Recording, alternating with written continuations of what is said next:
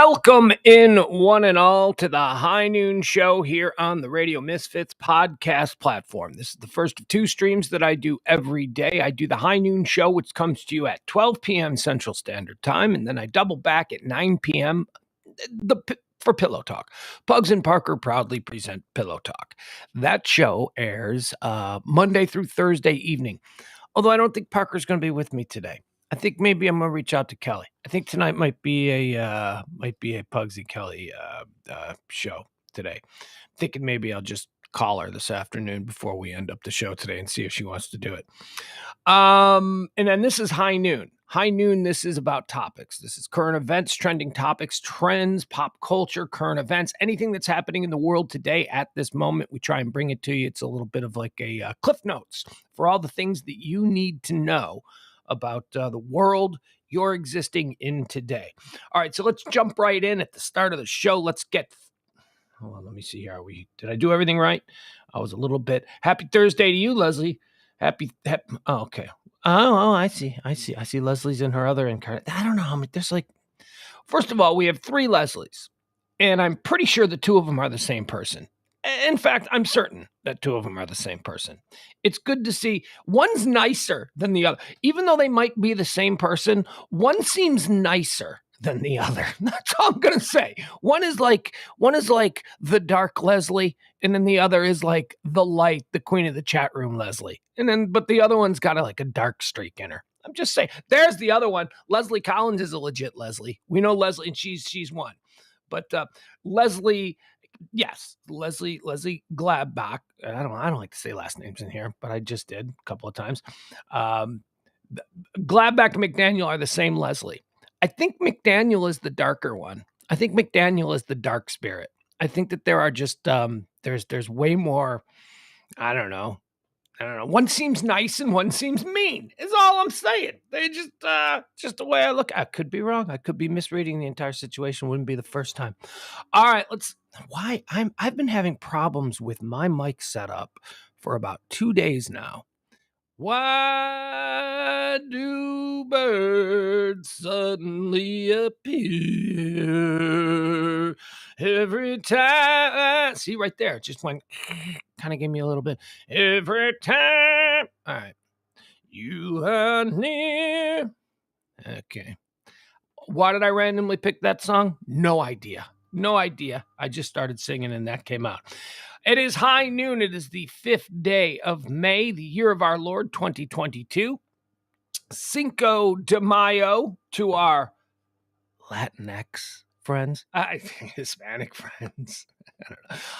I tease with the whole Latinx thing. I'm Irish X. I demand to be referred to now as Irish X. No, don't call me an Irishman. There are more than Irish men in this country. Still kind of having a weird thing with my sound. Still kind of feeling like, did I blow out the... All right, we'll just do it like that. We'll get past it. Happy Cinco de Mayo. Have your tacos. Have your margarita. Drink some Mexican beer. I'll tell you, there's no sleep for the wicked, because today in my neighborhood, okay, a couple of things about Thursdays.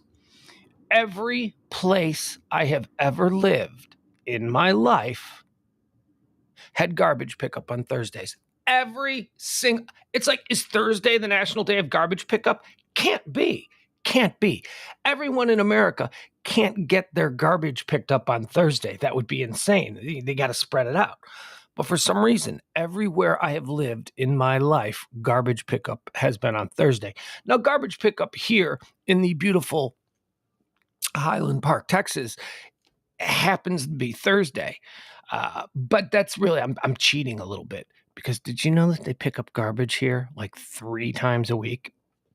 Every single day of the week, in actuality, there is some form of rubbish truck coming by.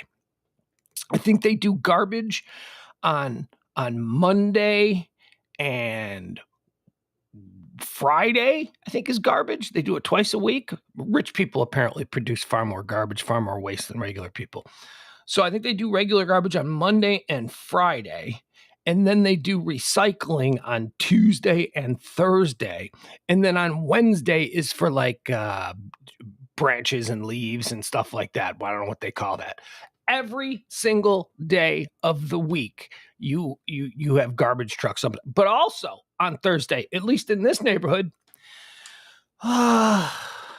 we are all awakened to the symphony of leaf blowers. It is leaf blower day here on Thursday, every Thursday.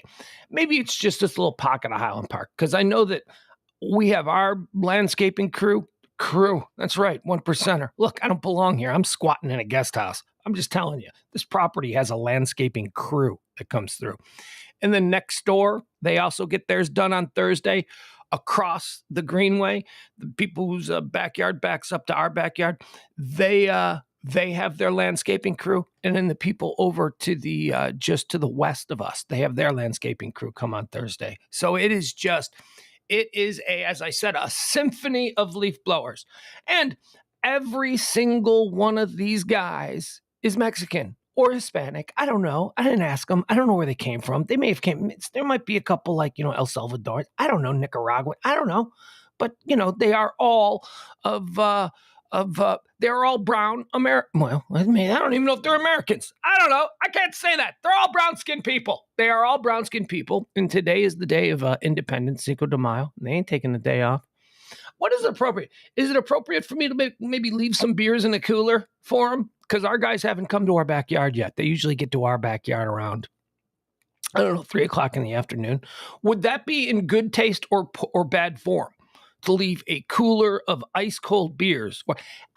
Today wouldn't be the day because it's like 70. I'm thinking maybe that's too bad. That's too bad. Cinco de Mayo falls on a day when, they probably don't want cold beers. I don't know. I see it would come from a place of decency and a place of, hey, congratulations on your Independence Day. This is a big day for you guys. I appreciate you coming out and doing work, even though ain't no white man working on 4th of July. That ain't happening. But they're all out here. They're all out here with their leaf blower, driving the dogs in the neighborhood insane. Telling you, there's a work ethic there.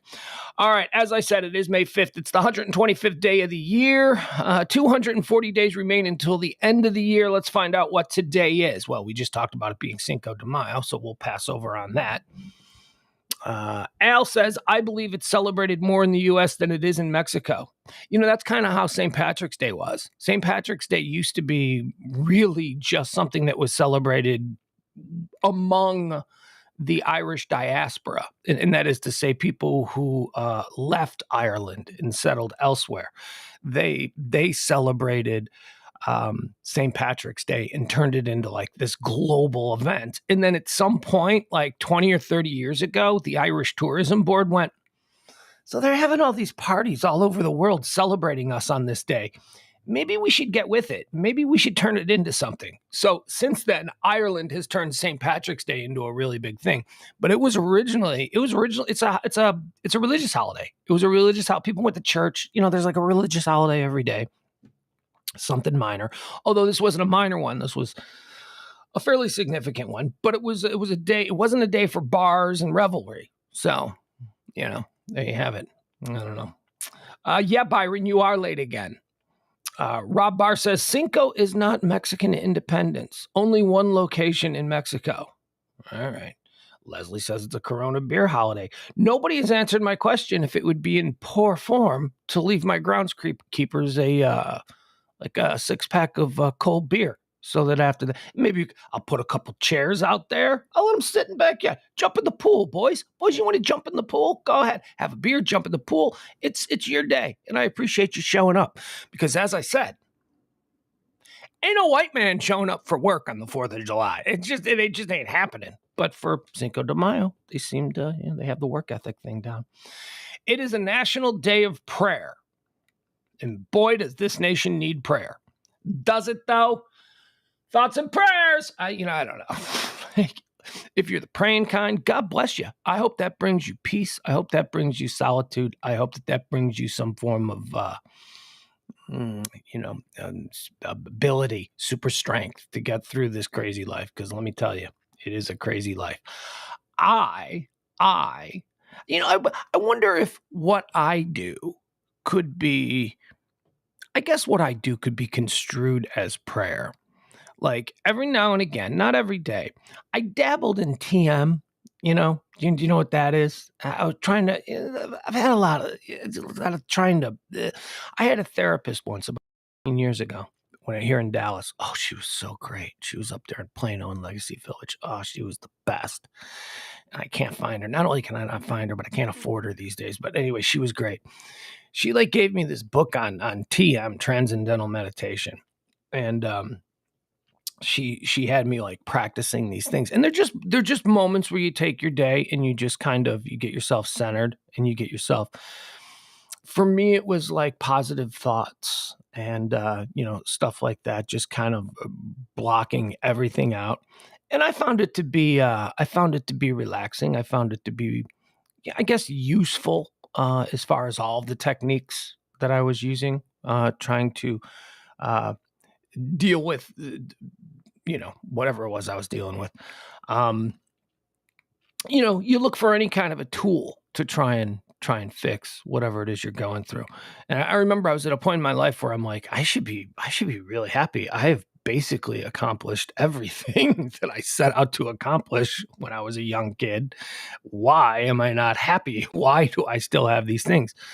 And I often thought that, TM, meditation, that's just prayer. That's the same thing. So, I mean, I don't think that you have to be pledged to a specific religious faith to find comfort and solace in the idea of just kind of getting into your own thoughts and trying to produce some positivity. And, there are people out there who see prayers as wishes. And the prayers are not wishes. Prayers, I think, are just a way. You know what? I don't even want to talk about this, but it is National Prayer Day, so go for it. If you're a prayer, if you are a prayer, you go for it. Whatever it takes, right? That's what I say. It's National Day of Reason. Okay, that kind of conflicts with prayer, doesn't it? I mean, if we're being reasonable about it, these people, they're just asking for wishes from a cloud monster. Cloud monster? I didn't say that. I don't know where that came from. National Day of Reason. Whatever. World Password Day. It is World Password Day. So feel free to give me all of your passwords. Just send them there in the chat room here at pugscast.com. It's Cinco de Mayo. We talked about that. It's National Astronaut Day. It's National Astronaut Day, but it should be National Alan Shepard Day. He is the astronaut at the center of National Astronauts Day. Talk about that. It's National Cartoonist Day. National Cartoonist Day. I have a couple of friends who are cartoonists. The great Dan Vick, he's a good one. My buddy Kevin Barber, who might be in the chat room today, I'm not sure. Happy National Cartoonist Day. National Hoagie Day. Hoagie. Hoagie is a regional term for a sandwich, although it has sort of bled over to all places because you can get a hoagie anywhere. But I believe it's an East Coast term. And we didn't call them, there's hoagie sandwiches, there are hero sandwiches, there are submarine sandwiches. That's what I grew up with. We called them sub sandwiches. We can go out and get some subs. Let's get some subs. What's for dinner tonight? I thought I'd pick up some subs. They're basically all the same thing. And they're long sandwiches. National Silence the Shame Day. Oh, good. What kind of shame are we talking about here? Let me click on this one. There are all kinds of shame. If we should silence the shame, you call out the shame. On May 5th, National Silence the Shame Day brings an opportunity to continue the conversation about mental health and wellness and erase the stigma associated with mental illness. Very timely for today. Very timely. It's National Silence the Shame Day. Talk about your mental health. I already did, kind of, but I talk about it all the time. I don't care. I'm not ashamed. I am not. I guess generations ago, I guess it was seen as, you don't talk about that. Remember when psychologists in therapy were referred to as head shrinkers? You're going to the head shrinker. That's crazy. There are hundreds and hundreds of kinds of cancer that people talk about all the time. There's no shame on that. So why, when it is a brain issue, why is it that when it is an issue that affects your mind in the way that you are able to process and react to situation. It is a deficiency. There is something that is wrong there. Again, I go back to Naomi Judd, who just died of suicide this past week. Naomi Judd wrote so incredibly about mental health before she ended up succumbing to it. And in one of the things that she wrote, and she did it so well, and I'm going to butcher it, but the sentiment was really, really good. And it's something that has never been talked about. And that is that very idea that cancer, everything, we look, Kelly's mom just died of ALS. Kelly is on this like crusade to raise awareness about how there's just not a whole lot of research being done into ALS, and God bless her for that, but there's room for everything. There is zero. There is, and this is what Naomi Judd was writing about 10 years ago. There is zero clinical research being done into how to stop what occurs in a person's brain when suicide becomes an option for them. And there are all kinds of theories out there. There are all kinds of doctors and psychologists and psychiatrists and people who are very learned in the ways of the brain who say that, oh yeah, no, it's a thing that we could totally zero in on, and it's a thing that we could probably combat. But it's because it's such a taboo subject. We haven't done any research into it. It's like weed. Weed was a taboo subject. So they never did any research into weed. And then finally they're starting to do research into weed, and they're like, oh, this shit's good for all kinds of stuff. Oh, people who suffer trauma, people with arthritis, people with all, it used to just be glaucoma. He's like, no, but there are all kinds of things. And they only discovered this stuff once the taboos and the laws were broken down, and doctors and scientists and researchers were able to really look into it. They do not look into, they look into the psychoses of things like, bipolar disorder, which I don't have, depression, which I do have, schizophrenia, which I don't have. Yeah, that's schizophrenic me. I might have a touch of that. I have a little friend who lives in my head who tells me bad shit all the time and knocks me down a few pegs. I don't have an older brother, so I've sort of created one in my head, and he hates me. I don't hate you. All right, that's nice. I hate you.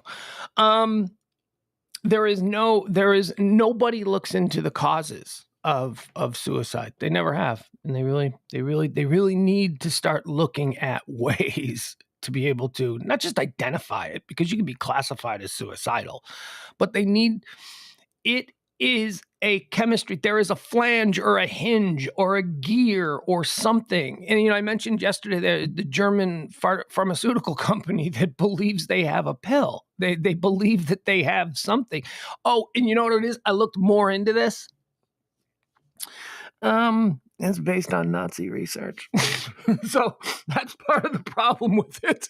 It's like, hey man, them Nazis, they did some terrible shit, but their research departments, they came up with all kinds of things. MDMA for one thing. MDMA, MDMA, ecstasy, or in its purest form, I guess today they call it Molly. MDMA was created by Nazi doctors. Nazi scientists created it because they wanted to. Part of it was an idea of what happens when soldiers are just getting their asses kicked. Like, is there a way that we could make them just produce all kinds of like good vibes in their head that make them not realize the shit's going really bad? And MDMA, the formula for it was, by the way, it didn't work because, what you would find out is that, okay, give all of your soldiers who are getting their asses kicked MDMA, and yeah, they won't be quite as bummed out and want to run away as maybe they would if they, saw Patton's army coming or the Russians coming from the Eastern Front. They wouldn't want to run away. They certainly wouldn't want to start firing their weapons because MDMA had the opposite effect. It would have made all of those, frightened and doom slayed Nazi soldiers. It would have made them just all huggy and lovey and wanting to like just embrace their, opposition. So it didn't work. But the MDMA thing, it sat in like a book. Here's the story of MDMA. I don't know why we're talking about this, but it's interesting to me. So it was in like this Nazi book. And after the war, all of the Nazi research was like divvied up among the Allies. And in America, we happened to get the stuff that had the formula for MDMA. And it just sat there forever. It just, nobody ever did anything with it. They're like, oh, there's all kinds of crazy shit in here. But it took right here in Dallas, it took a researcher and some doctors and some therapists who actually opened up that book, and they pulled out the formula, and they created what today we know as MDMA or ecstasy and Molly. And they started using it in couples therapy.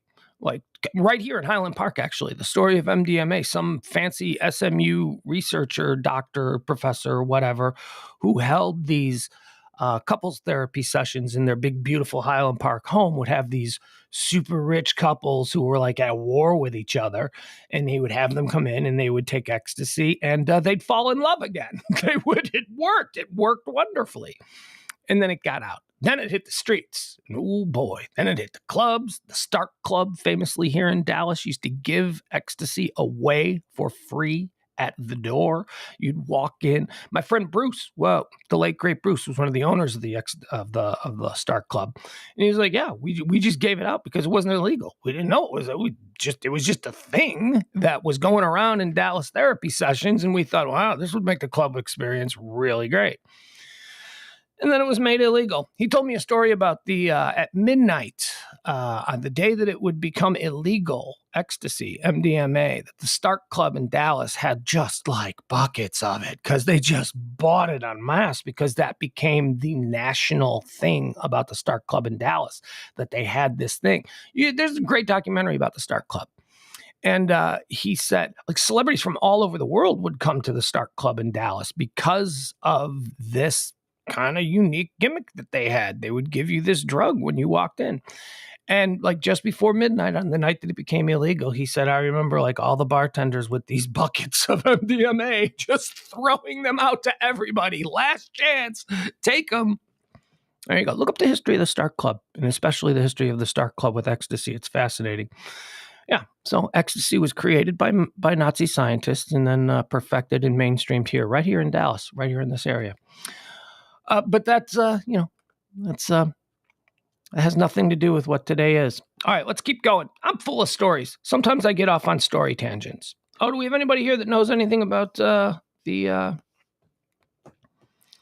Yeah, no, of course not. Nobody's talking about the ecstasy here because they're talking about the meaning of Latinx, something that I mentioned 20 minutes ago. But okay, I'm supposed to engage with the chat room. Chat room doesn't engage with what I'm talking about. Apparently, I'm not essential to this process. I'm just kidding. You guys do what you need to do. I appreciate that you're here. It is also national. Oh, no. I shouldn't even mention this. This is a sham. How did this get in here? National Totally Chipotle Day. Is it about Chipotle the thing or Chipotle the Mexican restaurant? Because if it's Chipotle the Mexican restaurant, then I have no interest in this. This is just some branding. Or is it Chipotle the spice? Each year on May 5th, National Totally Chipotle Day celebrates right alongside Cinco de Mayo and is dedicated to the Chipotle, a smoked dry jalapeno pepper. Okay, that's good. That's fine. See? Listen, that's not right. There you go. I don't know. My knobs are all weird. I like Chipotle the spice. I'm a big fan of Chipotle the spice. My 12-year-old son, however, massive fan of Chipotle the restaurant. Just that's like his big thing. I'm pretty sure his birthday's coming up. And I have, through a very strange set of circumstances, I have my kid on his birthday. I'm going to have him for the majority of next week, the school week. So he'll be staying here and I'll be taking him to school and back. And I have him for half of his birthday. He will wake up on his birthday here with me. And then I take him to school. And then his mom has to go out of town. She's got some kind of a work commitment, but she's coming back the night of his birthday. So I'm very excited about that. Very excited. I have a feeling that for his birthday Eve dinner, he is going to want to go to Chipotle. He loves Chipotle. He loves it. Not so much. I don't know. Bo Burnham has a great rant about Chipotle. If you're into Bo Burnham, go find his Kanye rant. Go find Bo Burnham's Kanye rant on YouTube and then just listen to his little bit on Chipotle inside the Kanye rant. It's great. It's great. He's a genius. Bo Burnham is an absolute comedy / music / humor genius. All right, so that's what today is. Let's talk about the things that happened on this day. They're still talking about the whole Mexican thing in the chat room. Okay. Al says McMexican equals Chipotle, owned by McDonald's. I almost said that, Al. I almost said that, but I didn't. Jeff's going to celebrate a smoked jalapeno. Chipotle is not Mexican food, says Jeff Glenwright. I tend to agree with you. I tend to agree with you on that. It is an Americanized version of Mexican food. Just like I would say 99.9% of the pizza that we get in this town is not Italian. It's not. Little Caesars is not Italian. I'm sorry, Domino's is not Italian. Pizza Hut is not Italian. They don't use any Italian spices. It is a variation of an Italian dish that has been completely homogenized. Ugh. You're not putting fennel. You're not putting fennel in your sausage, and you're calling yourself Italian. That's not Italian sausage. That's Jimmy Dean. That's breakfast sausage. That's just pig sausage. That's nothing. Al says, I like getting my jalapeno smoked. Oh, you dirty boy. Look at that. I see what he was doing there. I'm not interested in that. You know who else does? Madison Cawthorn. And he's trending because of it. So stay tuned. Oh, you know who else does? Jerry Jones. Also possibly trending because of it. We'll get into that. Oh, there's a whole bunch of fun stuff trending today. On this day in 1494, on his second voyage to the New World, Christopher Columbus sights Jamaica, landing at Discovery Bay, and declares Jamaica the property of the Spanish crown. Oh, the good old days. When they talk about the good old days, that must be what they're referring to. When you could just go someplace where people have lived forever and just go, this is now ours. That's kind of what the aliens are going to do. I'm telling you, you don't think this comes back to us? You don't think that all of this kind of nonsense that we've been perpetrating against lesser civilizations over the past 1,000 years isn't going to come back to us? The aliens are going to come back. Not come back. Yeah, well, they will come back. We don't have time to go into that. But when the aliens do arrive again, they're going to be like, I declare this for the planet Clactu. And we're all going to be like, what? What are you talking about? We're already here. And then they're going to pull out the death rays and, it'll come back to us, people. Karma is a universal bitch. In 1821, Emperor Napoleon dies in exile on the island of St. Helena in the South Atlantic Ocean. Napoleon. This is the day that Napoleon died. In 1862, Cinco de Mayo, troops led by Ignacio Zaragoza, such lyrical names, halt a French invasion in the Battle of Puebla in Mexico. So there you go. Cinco de Mayo. 1865, in the American Civil War, the Confederate government was declared dissolved at Washington, Georgia. Now, that's interesting. So, Washington, well, okay, I guess that's the thing. Never mind. I was going to say, why would they name Georgia Washington? Why would they name a city in Georgia Washington if they didn't, dig the whole American thing? But I guess that's kind of two separate issues. Is it about the storm? It is dark outside, man. It just, like in the last 10 minutes, got super dark. And I should have noticed because all the leaf blowers went quiet. All right. I think we might be getting some weather through here, which sucks because I got to do some running around this afternoon after the show. Let's see here. It's bill day. It's bill day. The close day for bills is the 4th, but I gotta go right. And because I wait till the last minute, I have to actually go to like individual places and like pay this and pay that. It's like, yeah, can't really. I guess I could do it. Could I do it online? Not if they shut the online up. That's true. That's not really an issue. That's not going to happen. On this day in 1891, the Music Hall in New York City, later known as Carnegie Hall, has its grand opening in the first public performance with Tchaikovsky as the guest conductor. In 1904, while pitching against the Philadelphia Athletics, probably managed by Tony La Russa at that time, in 1904, pitching against the Philadelphia Athletics at the Huntington Avenue grounds, Cy Young of the Boston Americans throws the first perfect game in the modern era of baseball. Cy Young. That's where you get the whole Cy Young Award. The best pitcher in baseball every year is given the Cy Young Award. I don't even know that Cy Young was all of that great. I don't even know that if Cy Young pitched in today's league, if he'd even be able to compete. I don't know. Could Cy Young throw in the high 90s? Could Cy Young make the ball dance? Could Cy Young follow a 99 mile per hour rising fastball with a 78 mile per hour slurve? I don't know. Or a knuckle curve or whatever you want to call it. I don't know. But he was through the door early, so now he is like exalted as the greatest of all time. Although I don't know. I'd have to look at that. I'd have to look at his stats.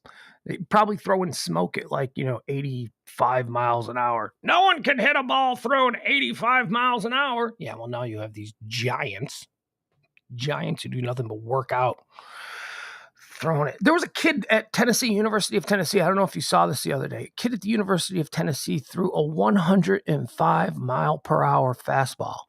Jesus, holy cow. It's a college kid. Ugh. 105. His arm's going to blow out. He'll be having the Tommy John any day now.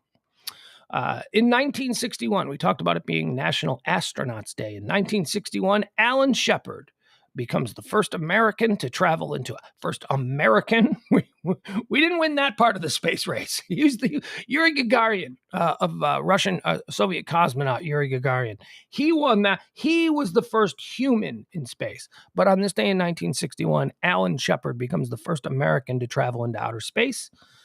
So that's cool. Cool for Alan Shepard. Whole bunch of Shepard high schools around the country. One in my neighborhood where I grew up. And in 1973, our guy, the guy who runs the One Percenter compound here, where I'm allowed to do this show and live rent free, which is awesome, in the beautiful guest house high above the One Percenter compound. The man of the house is at the Kentucky Derby. He's a horseman. He owns some interests in a bunch of horses. Nothing that's running at the Kentucky Derby, but he goes to the Derby every year with all of his fellow horseman friends, and he has a good time. Oh, yeah, here we go. Be prepared to be knocked off the air. It's starting to come down good. Oh, I love this. I hope we get lightning. I hope it becomes really... I got to run around in this. So in 1973, Secretariat wins the Kentucky Derby in 1 minute and 59 seconds, an as yet unbeaten record. Now, I want to show you guys something. Have they ever made a movie about Secretariat? Did they make a Secretariat movie? Because I haven't seen it.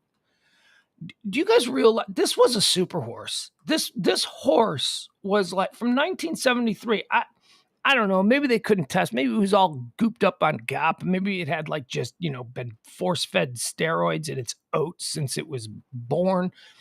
I don't know. But have you ever seen Secretariat run? I need to show you guys this. This video, I've watched this video a number of times. I showed it to my kid once, and my kid was like, it's not even the same animal. I go, I know. It's that is not even the same animal as the other animals that are out there racing. This is all right, it's going to be 15 ducks and a cheetah. And, and they're going to race. And we're going to see if the 15 ducks with their wings clipped, because they're not allowed to fly, we're going to see if these 15 ducks can beat this cheetah. Watch this, you guys. Watch this. This is such a cool video. I love this. This is the Belmont Stakes. This is one of the Triple Crown races, but it is the most dominant of all of Secretariat's races. Watch this horse. Belmont Stakes. Everybody's in line, and they're off. Looks like the early lead goes to Mike Allen. Yes, Secretariat is number 2. On the outside, Secretariat away very well, has good position on the rail, and in fact, here is Secretariat right here. They're moving for the first turn. It is Secretariat. Sham on the outside is also moving along strongly. And now it's Sham. Sham and Secretariat are right together into the first turn. My Gallant has third behind them. It's like Secretariat is just teasing. They go by the turn. It's just teasing, just playing, all right, let's run side by side. Secretariat is probably talking all kinds of shit right now to the horse that's ahead of him by a nose. Oh, you think you're fast? All right, I'll tell you what, I'm done dicking around. I'm about to show you what fast is. All right, here we go. Nice knowing you, dude. See ya. Watch this. Sham is on the outside. They've opened 10 lengths on My Gallant, who is third by ahead. By the way, kudos to the second horse, because the second horse is also way out ahead of everybody else. Oh, look at that. Secretariat is pulling away. I mean, that alone right here, that would be a dominant win. Right here, just stayed here, that would be, pretty soon they're going to need to pull the camera back, because they're not going to be able to fit both horses in the same frame. All right, and Secretariat at this point still has another gear it hasn't hit yet. Oh, now they get, look at that camera, pull the camera back. Oh, and now you can't even get the other horse. Yeah, you better pull it way back. He's about to lap the field, this damn horse. Look at this. It looks like they'll catch him today. As My Gallant and Secretariat are both coming up to him now. The Secretariat is all alone. And it ain't over. A mile away from the rest of the horses. Secretariat is in a position that's impossible to catch. He's into the stretch. Secretariat leads his field by 18 lengths. 18 lengths. It's like those other horses aren't the same animal. That's remarkable. The Triple Crown winner. Here comes Secretariat to the wire. An unbelievable, an amazing performance. He hits the finish. 35. You can take a couple sips of your drink before the second and third place horses follow through. That is incredible. That is a freaking super horse. Good Lord. On this day, Secretariat wins the Kentucky Derby on its way to winning the Triple Crown. All right. Also on this day in 1994, American teenager Michael Fay. Does that name? Do you remember Michael Fay? So I'll give you a second to think about that. Do you remember the name Michael Fay? 1994. He was the biggest name in America for about, 2 weeks. Everybody knew Michael Fay. Everybody talked about Michael Fay. Sound familiar? Bet it does. Michael Fay was the American teenager who got caned in Singapore. Do you remember that? Do you remember when they dared to cane I don't know what he was, like 17 or something like that, but he got caught doing some vandalism while in Singapore. I don't know, spray painting, tagging, whatever it was. And so the punishment for it was that he had to be caned, where they were just going to beat his ass. Literally, they just beat this kid's ass. And America was like, you can't beat an American. And I remember at the time, I was a young man. We did this. I was working on the radio. We covered this story from beginning then. I remember thinking, beat his ass. Like, you can't go to even then, at my young age, I understood. You can't go to another country and just be a dick. You what is that? You're that American passport. You represent the rest of us, you ugly American. You don't get to go there and start breaking their rules. And then when they enforce their judgment upon you, you can't go, but I'm an American. But no, you did now it wasn't really bad shit, but he wasn't being thrown in jail for 10 years. He was a little punk. He was a little troublemaker. And he, did some graffiti or whatever the hell it was. So I remember a stunt that we did on the radio at the time, and the stunt was Danny Bonaducci. Do you remember Danny Bonaducci? Let me know if we go into a tornado watch, because it is tornado season here in North Texas, and I am very. It's been a quiet tornado season. So Danny Bonaducci from the Partridge Family, he was a new talk show host on our station, and he was really good. He was a really good. My partner Kelly worked for him. She was his sidekick, his assistant, his producer. She did like everything for him. He was really good. He was such an amazing interviewer. Anyway, So Danny Bonaducci, in order to get a little bit of publicity, because that's what radio people did back then, he volunteered to be caned on our radio show, our show.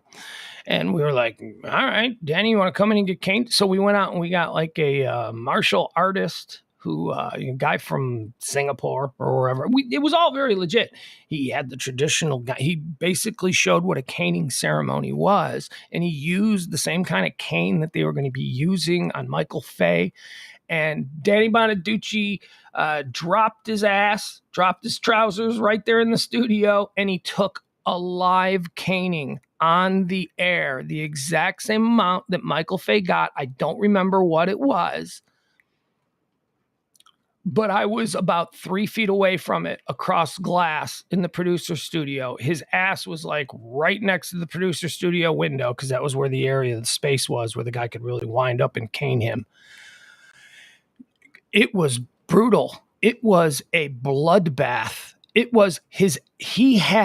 Oh my God. It was really rough. You think, oh, he's just going to get his butt paddled. No, it broke the skin on like the second whip of the cane. It was like watching a human being being whipped. Well, it was literally, but it's just with a stick instead of a rope. There was blood everywhere. Oh my God. It was so disgusting. And to Danny Bonaducci's credit, he did it. He took them all. He took all the same amount of canes as Michael Fay, the American teenager over. Did Michael Fay get the caning? I think he did, right? Let me see here. Let's figure out. I don't know if we stopped it. I guess I know Danny Monaducci did, and it was brutal. Kelly, you know what? If I can get Kelly to do the Pillow Talk show with me tonight, I'll ask her about that moment, because she was integral in putting that all together. Okay, so it says that Michael Fay was sentenced to 6 strokes of the cane in Singapore. I believe Danny got more than that. I think that Danny, in the lead up to Danny Bonaducci's caning live on the air, I think he said 6 is nothing. I could do 10, and I think we held him to it, and it was just good. It was disgusting. Man, it was brutal. Because the ass bleeds, man. The ass is very fleshy. It's not tough skin at all. You think it would because you sit on it, but it tears very easily. Oh, God. It was awful. I'll never get that image out of my head. All right, let's talk about some birthdays born on this day. Adam says Michael Fay did get caned, and Clinton took shit for it, if I remember correctly. Well, you know what? Took shit from who? You didn't take shit from everybody, because there was a whole lot of us here in America who were like, you can't be an American and go to another country and just start being a dick. You just can't. Tired of that whole thing. Adam says they talked about it recently on the Hidden Brain podcast. I'm not familiar with that. Kevin Barber says, I was just wondering where Bonaducci ended up. Man, what a great lineup the Loop had. Giants of Talk. Yeah, it was. It was certainly the greatest talk lineup that I've ever been a part of. Danny went to Seattle. First, he went to LA. He went from Chicago to LA and had a very nice career. I think he lasted in LA probably, I don't know, less than a decade. And he did, high rated talk radio out there. But then he went to Seattle.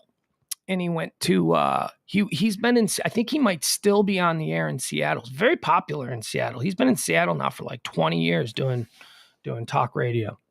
You know what? I would have to look that up. Maybe Kelly would know. But yeah, Danny Bonaducci, man, he got in a lot of trouble, and he kind of was the poster boy for the child star that fails publicly after he grows up and no one wants to hire him for acting gigs anymore. He was, he got into drugs, and he was always doing crazy things in the 80s and the 90s. And I think he went to jail and all that stuff. But he's an very damaged guy. Like, you want to talk about, having some shit going on here. But a lot of that is because of what he went through as a kid and how he was raised and all that stuff. But a genius, an absolute genius. That guy's IQ is just off the charts, and he could talk to anybody about anything. And when Danny would get into a conversation, do an interview thing, we all like to talk about how great at interviewing people like Howard Stern and even Joe Rogan are. Danny Bonaducci is in that class.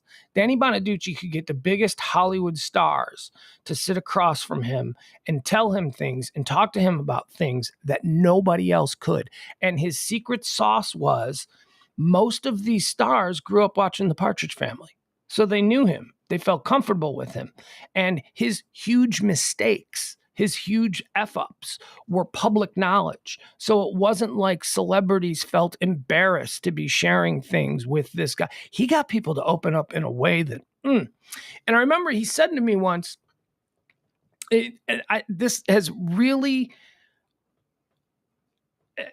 some of the greatest advice that I've ever gotten from someone in talk radio. It was when he was very early on in his, trying to be a talk show host in Chicago. And I said to him, man, I go, you know what? I go, your show is really, really good. I go, you are really good at this. And he's like, oh, thanks, man. Thanks. And I go, how do you get people to, because I was interested. I was a young producer and I wanted to do it. I go, how do you get people to be so comfortable? And he said to me, he goes, understand that they're probably thinking the worst of me, like because of his whole thing. He goes, and the way that I disarm people is I bring up the worst of me before they can, so that they're comfortable thinking it and that they're comfortable. So basically the advice was, say the obvious about yourself to somebody before they have a chance to say it. Like, disarm them, take it away from them. Like if they wanted to go, yeah, but you're a screw up yourself. Admit that you're a screw up first. Lay it all out there on the table so that you are just as vulnerable within the conversation as the other person. And I just thought, man, that is some great conversation. And from that point, it's why I've always been self-effacing and like completely. You can't get a good interview with anybody if you. And I'm not saying that I'm a great interviewer.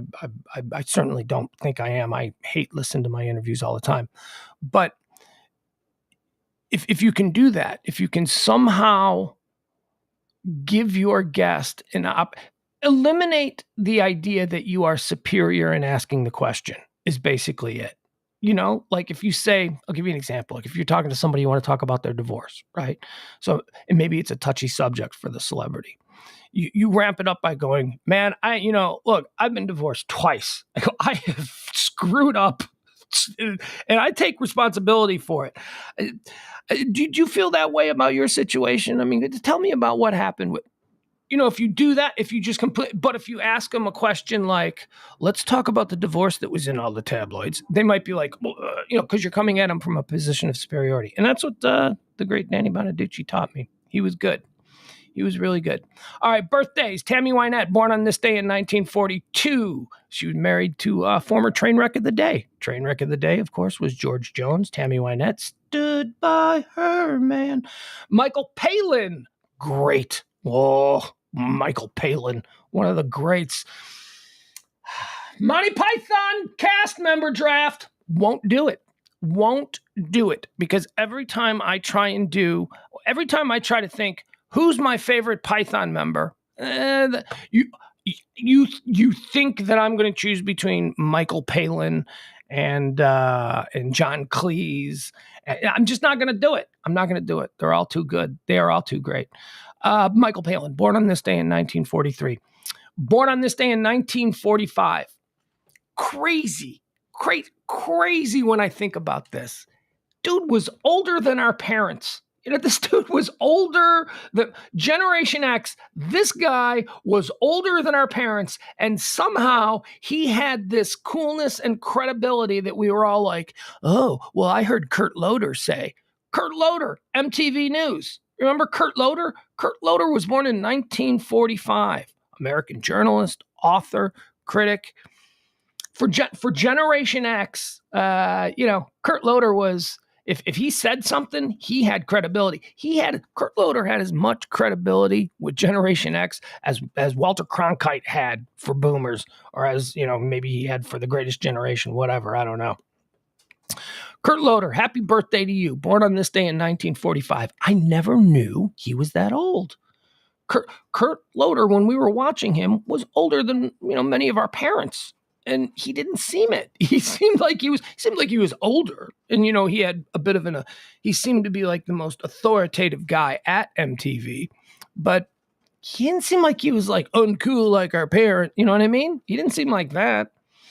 Bill Ward, born on this day in 1948. Bill Ward, English drummer, songwriter. Sabbath, man! Bill Ward of Sabbath. Black Sabbath drummer, Bill Ward.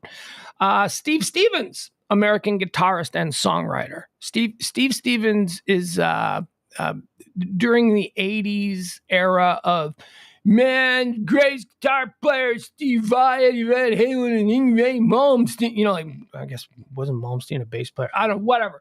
Man, I'm telling you, the greatest guitar player. So there was always these lists of greatest guitar players. Steve Stevens was one of them that was on it. Steve Stevens was, who was he most famous? I think he was most famous with Billy Idol. You know, when you think of like Billy Idol songs and the Billy Idol guitar licks and all that stuff, that was Stevie Stevens. Although now he's going by Steve Stevens. Also, here's something you may not know. This is probably his most famous song. Here, let me see if I can find it for you. This is probably what Steve Stevens is most known for. Here.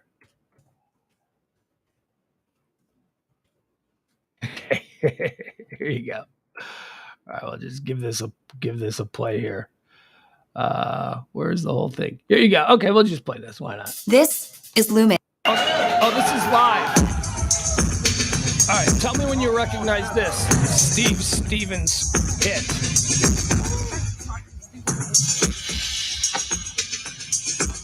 And you know, why not? We'll show it.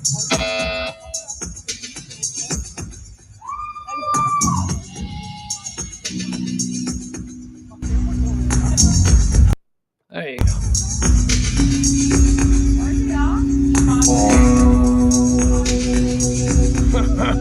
It's so funny. He was a metal god, man. And yet this is probably his most famous song.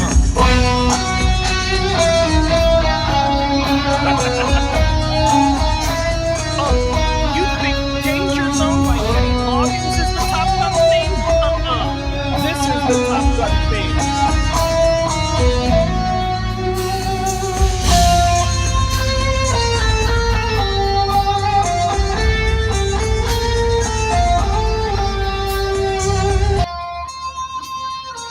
There you go. That's all we need. Steve Stevens, happy birthday to you. Billy Idol, White Wedding, all that cool stuff. And that's there you go. Top Gun, Steve Stevens. Probably his biggest hit. I mean, certainly his most memorable hit. Everybody knows that song. Everybody. That's like the Star Wars theme. Everybody knows the Top Gun theme. Let's see. Who else do we got? Brian Williams, newsman, American journalist, just stepped down from the 11th hour, retired. His daughter's famous. Allison Williams. His daughter is she on Girls and stuff. Brian Williams, born on this day in 1959. Born on this day in 1983. Superman. Henry Cavill. Superman draft. Well, Chris Reeves is always going to be my Superman. But Henry Cavill is up there. I have such a... I have a real disappointment with DC for the way that they have marketed Superman. Superman to me is they had Batman beat Superman. That's like so ridiculous. Well, they had to, because everybody knows Superman can beat Batman. Where would the surprise have been? I'm like, yeah, but they seem to be doing some interesting things with, at least if you saw the Zack Snyder Justice League, they seem to be doing some interesting things with the evolution of the Superman character. They got to make Superman cool. Superman is corny by today's standards, but it seems like, Superman, after Batman beat him, apparently Superman lost his shit. Superman lost his shit and is now like kind of dark and not the innocent cornball, go America kind of guy. So I'll be interested to see what they do with Superman. Turn him into a bad guy. Turn Superman into a bad guy, which it looks like they're kind of doing. Turn Superman into a bad guy, and then let us enjoy a 3-picture arc of a redemption story where Superman comes back to being a good guy. That's how you save the Superman franchise. I love Superman. He's my favorite. And my kid hates him. Oh my God, since he's been like 5 years old, he's like, Spider-Man. I'm like, Superman would kill Spider-Man. Batman. Superman would kill Batman. And then the Batman versus Superman movie came out, and oh my God, did he scoreboard on me? He still scoreboards on me. And we have the most ridiculous. Actually, I'd like to record one of our arguments because we've been doing it now for so many years since Batman versus Superman came out. He does research, he's like, he has all of these facts because I maintain that Batman defeating Superman by acquiring kryptonite was nonsense because kryptonite had always been super rare. You can't just find it. And now suddenly, you're finding kryptonite everywhere. I mean, let's just kill off the Batman character, the Superman character then.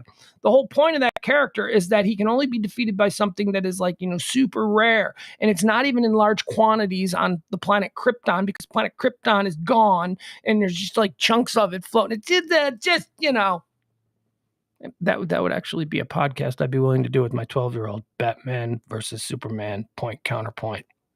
Been arguing this for years. And to the point where we start screaming at each other. We take it way too serious. It's nonsense. But I do believe that at some point, you know what it'll be? On my deathbed, when I am dying and he's there in the hospital. Hopefully we're talking like 60 years from now or something. 60? Maybe 50. Probably more like 35. But when I'm there, when I'm dying on my... Probably more like 30. I don't know.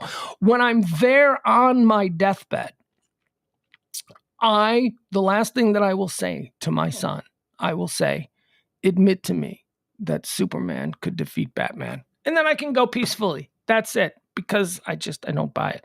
Also celebrating a birthday today, by the way, Henry Cavill, Superman actor, born on this day in 1983. Born on this day in 1988, Adele. Oh, voice of an angel. I love Adele. I have, I brag about my yacht rock playlist. A couple of Adele songs on my yacht rock playlist. I love Adele. Born on this day in 1989, a guy that proves that if you make music, you can do anything and not be canceled.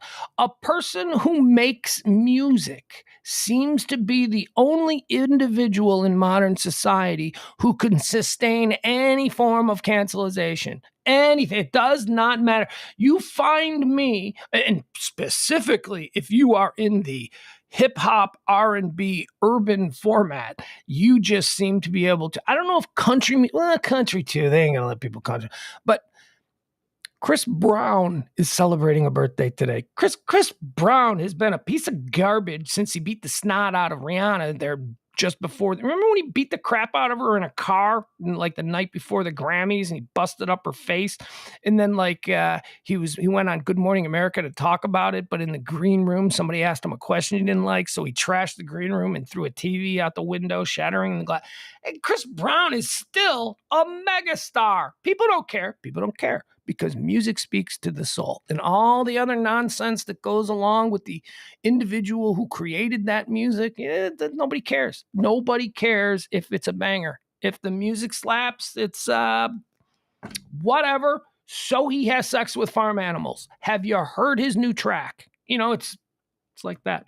All right, a couple of deaths. We already mentioned Napoleon, French general and emperor, died on this day in 1821 in exile. And also a death on this day, Bobby Sands. For Irish-American households back in the early 80s, Bobby Sands was a big deal. Bobby Sands was on a hunger strike in Ireland he was an Irish freedom fighter. And they let him die.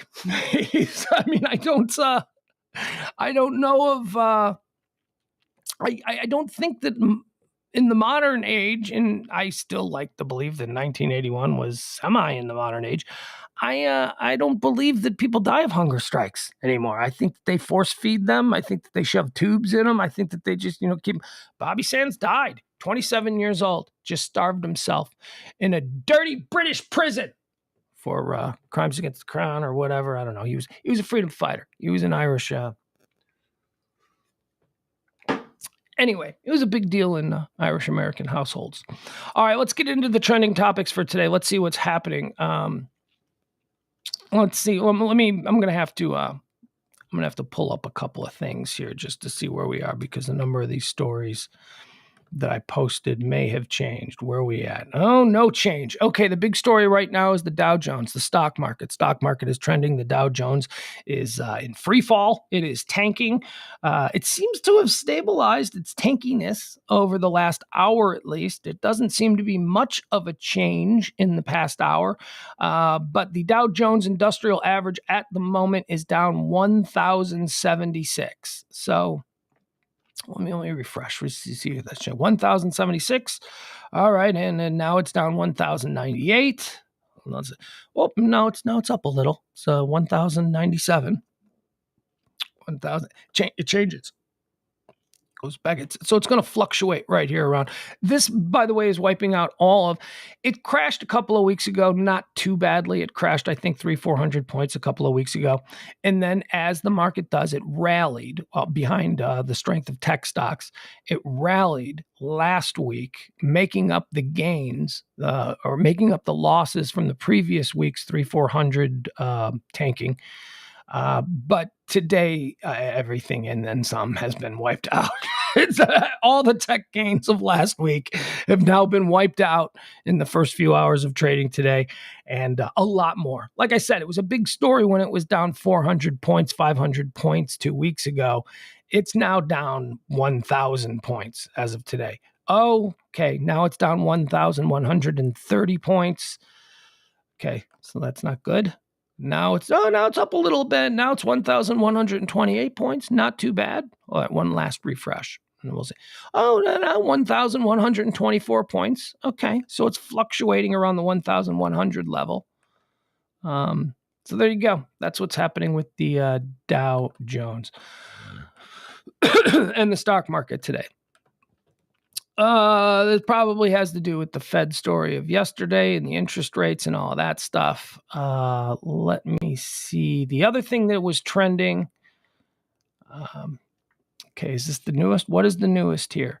The other story that was trending just before we signed on that I was kind of watching develop is Emory University in Atlanta has been put in a lockdown and the students have been told to shelter in place. Originally, there was a tweet sent out that there was an active shooter on the campus of Emory University in Atlanta. Then that was downgraded to there is a man with a gun who police are seeking on the campus. Students were still asked to shelter in place. So here, let's see what the latest is. Officials at Emory University urged people on its main campus to stay inside buildings until all clear is announced following earlier reports of a possible armed shooter. The guidance came in a tweet sent out around 12:45 p.m. That would have been 11:45 our time. So 11:45 p.m., the university said police were on the scene. Earlier, Emory University said via Twitter that police were responding to an active shooter on campus and then superseded that by tweeting there was no active shooter at the time. The incident comes just ahead of graduation weekend at the private university, which consistently ranks among the top schools of higher education in the Southeast. Okay, so around 12:30 p.m., students were seen milling around the outside amid a handful of police cars. Okay, it seems like that didn't turn into what what it could have turned into, which is nice. Borat? Wait, hey, you should do some Austin Powers next. Aren't those like the two lamest imitations that anyone can do in the year 2022? Like if I'm out with somebody and we're having fun and somebody just in an attempt to be funny does yeah baby, or like does a Borat, isn't that like, oh my god, are you bad at this? Right? That's like, ooh, really? It's my wife. Although I am that guy anytime, and I've been doing it for years. Maybe I should retire it, but it makes me laugh because I do know it's corny. Like, I don't do extended Borat riffs, but if I'm sitting around and somebody says, yeah, so I asked my wife, I will always say out loud, my wife. because it makes me laugh. But I don't judge myself. I judge others. If somebody else did that and then followed it up with like a whole bunch of Borat liners, I'd be like, dude, just the my wife thing as triggered by somebody saying the words my wife. That's kind of funny, and it's limited to just that word. Don't do full on Borat soliloquies. Nobody wants to hear. And for God's sakes, don't do Austin Powers lines. Come on. It's as bad as somebody going swing. What are the catchphrases of the day? Are there any? Do we have catchphrases anymore? Isn't that a thing? Remember when catchphrases? There used to be, everybody had catchphrases. There used to be every generation. There used to be things that people said. Now, granted, I'm older, so I'm not hanging out in clubs. Byron, that was a good one. That was one. That's hot. You know, the Paris Hilton, that's hot. That was like a big one like 10, 15 years ago. I don't know if people still say that. Is there anything that people say now? Is there anything like Saturday Night Live, which, Saturday Night Live is not relevant anymore to the public discourse. It's really not. But it used to be the fuel. Saturday Night Live used to fuel all of these catchphrases. You know, I don't know if there are any good ones. And I bet none of you can think of them either. That's what she said. Never gets old. You know what? I think you're right. I think you're absolutely right. Jennifer Blair Martin with a truly incredible point. That's what she said. Never gets old because the origins of it. The stating of that's what she said, which I believe comes from Steve Carell of The Office. I think, right? Isn't that where it started? I believe. I think at least that's where it really picked up speed. And saying that's what she said after somebody says something like, I have trouble getting my car in the garage. That's what she said. You know, something like, whatever, with a little bit of sexual innuendo. I believe when you hear people do that now, they're doing that's what she said with tongue firmly in cheek, like addressing, acknowledging the idea that it is really corny and really lame to say, right? It's at this point, nobody says that's what she said, looking for a legitimate laugh. When somebody goes today, that's what she said, your expected response is, oh God, that's what you're going for. You're going for the groan. You're going for the acknowledgement that I've just said something really bad. So yeah, to that extent, I think Jennifer Blair Martin is right. That one never gets old. And I will tell you another example of how that one never gets old.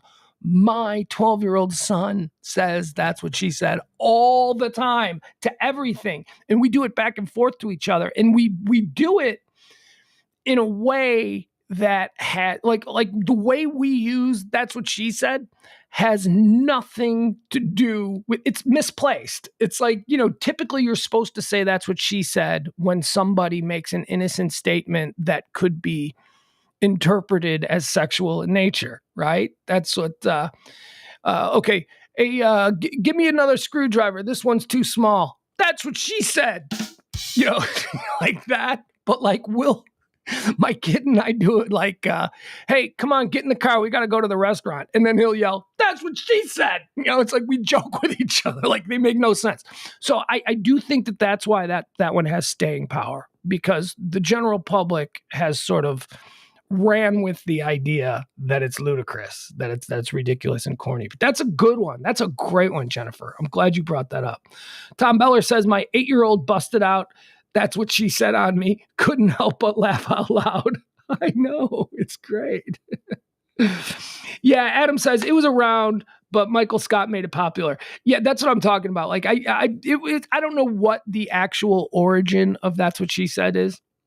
Like I want to say maybe Wayne from Wayne's World. It may be something that originated with Wayne's World, but it was Michael Scott. The reason it's still alive is because 20 years, 15 years after Wayne's World, Michael Scott was still saying it like it was a contemporary witticism.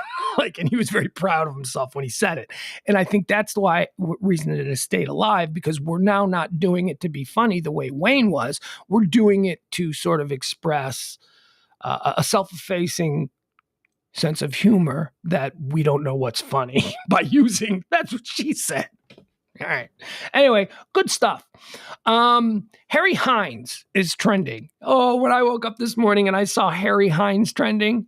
Harry Hines, for those of you who don't live in North Texas, don't live in the Dallas area, Harry Hines is a road. Harry Hines is a street in Dallas. And it's a historic street. Boy, are there stories about old Harry Hines. Now, Harry Hines is trending across America today because of the situation that occurred with Jerry Jones last night, which is so fun. This is such a fun story. Because Jerry Jones was involved in a car accident last night on Harry Hines. Jerry Jones, owner of the Dallas Cowboys, Harry Hines at Wolf Street.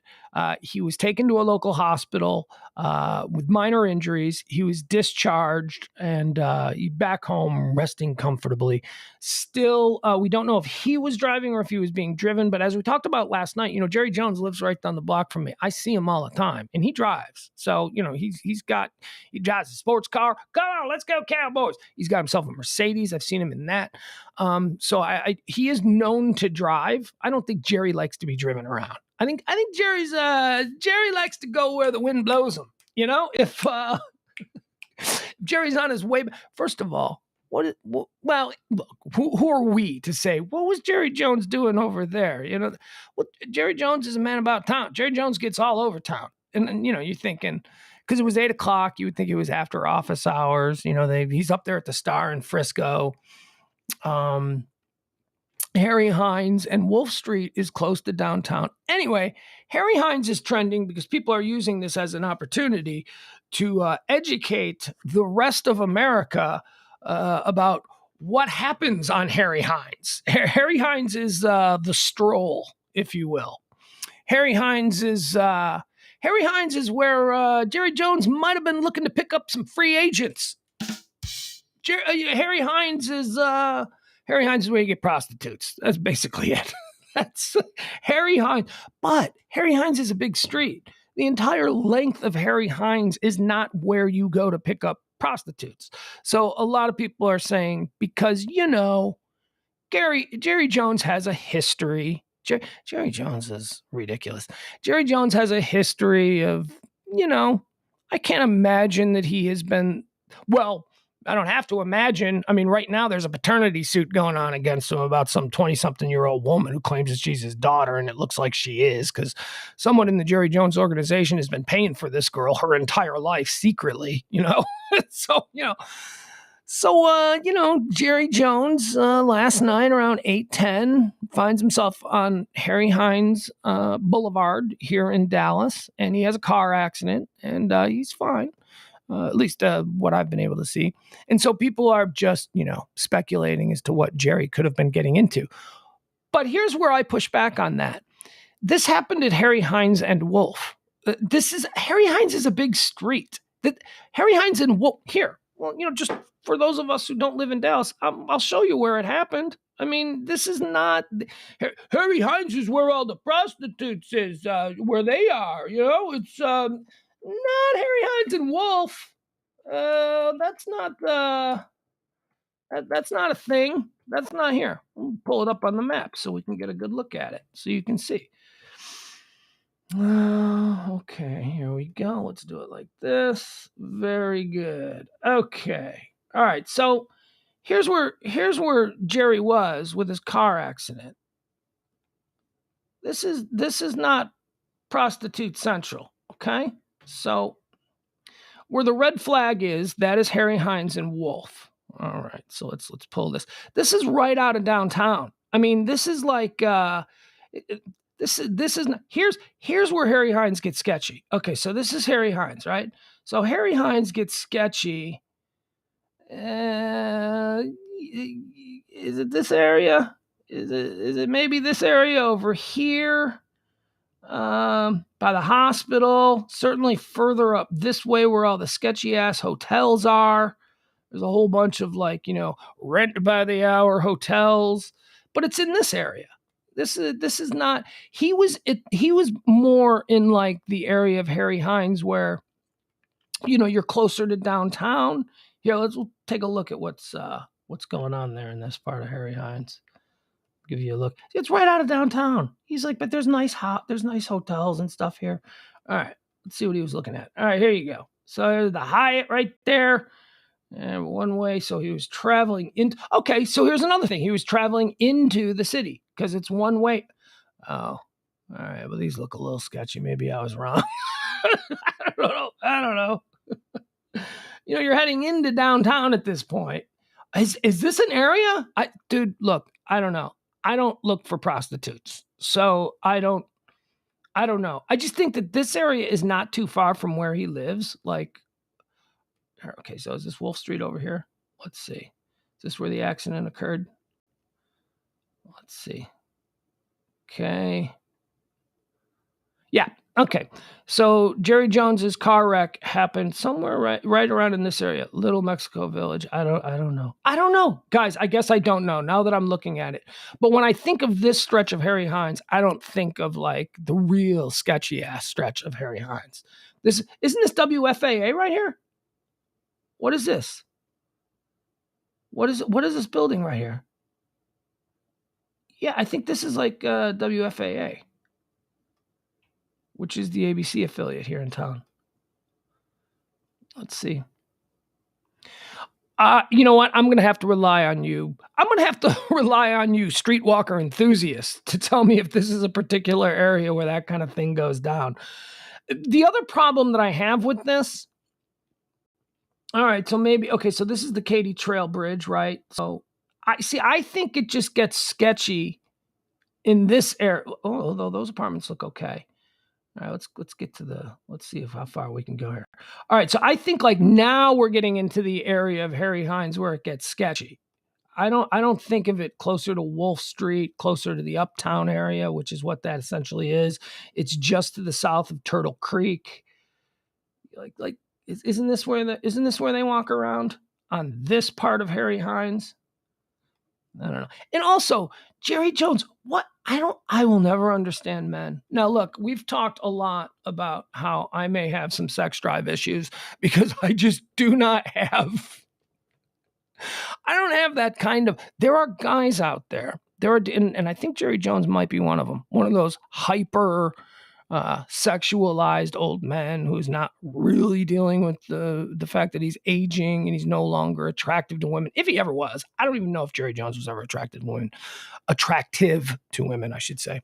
But like, okay, so if I had Jerry Jones money, there is no way in hell I would ever pick up a streetwalker. Have you seen streetwalker prostitute? Oh my God. Jerry Jones has Jerry Jones money. Jerry Jones can get one of them. I don't know. How expensive are they? Like the good ones. There are good ones out there. I can't afford them, but there are good ones out there that'll come to you wherever you go to their place. They have nice apartments and condos and stuff like that. Sure, they cost like $5-10 grand an hour or whatever. Whatever. But you're going to get like a $50 streetwalker and you're Jerry Jones? Are you kidding me? What the fuck?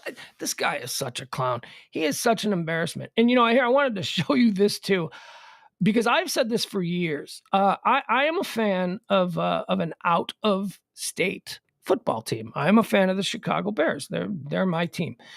And long before I moved to Dallas, Jerry Jones he's the most powerful man in the NFL. No, he's not. He's actually kind of a joke among all the other NFL teams. He's an embarrassing owner. But yet here in this market, people think that like Jerry Jones's antics as an NFL owner is somehow the norm, and it's somehow like a normal thing the way he behaves. It's not. He's crazy. He's a maverick. He's a rogue. He had a lot of success in the 90s, but it has been 25, 30 years of absolute futility where this guy has made himself the primary. You got the Cowboy star. People know the star, and they know Jerry Jones. And maybe that was his plan from the beginning, to just make himself a world-renowned celebrity based upon owning a football team. He certainly hasn't been a winner. He certainly hasn't been a guy. I mean, he makes all of these crazy moves and he makes these crazy statements. I wanted to play for you something. This was something that just occurred yesterday, okay? Let me see if I hope I can still pull it up. And this was hours before his car accident, where now everybody is wondering, everybody's wondering, what was he doing on how? Well, why is Jerry drawing attention to himself again? What was he doing on Harry Hines? Crazy dude. All right. So let me play something for you, because this is just random. This was just yesterday. Okay. This was just yesterday at 2:00. This is an idea of what out of market people think about Jerry Jones. He's not in this market. It's like Jerry Jones is cool. Jerry Jones is this. Jerry Check out their popular same game parlay section where you can join the bets. This? Picking a safety, picking Brisker with the second quarter, Hold on a second. Second round pick. I don't know why this isn't working now. By Granger. Nope. For the ones who get it done. Huh. All right, now it's broadcasting live from the Hyundai Nope, can't do that. Nope. Has been leaked, which is amazing in and of itself. I think the word has been. All right, so this is just an out-of-market NFL city making fun of Jerry Jones, the way he's made fun of all around the country. And yet here in this country, in this city, he is protected by the media. The media treats him like he's a rock star and not some old crazy fool, with the exception of the ticket. The ticket really. So this is just random from yesterday, just a random little conversation. Which is amazing in and of itself. I think they're a stupid organization. Is that at the top?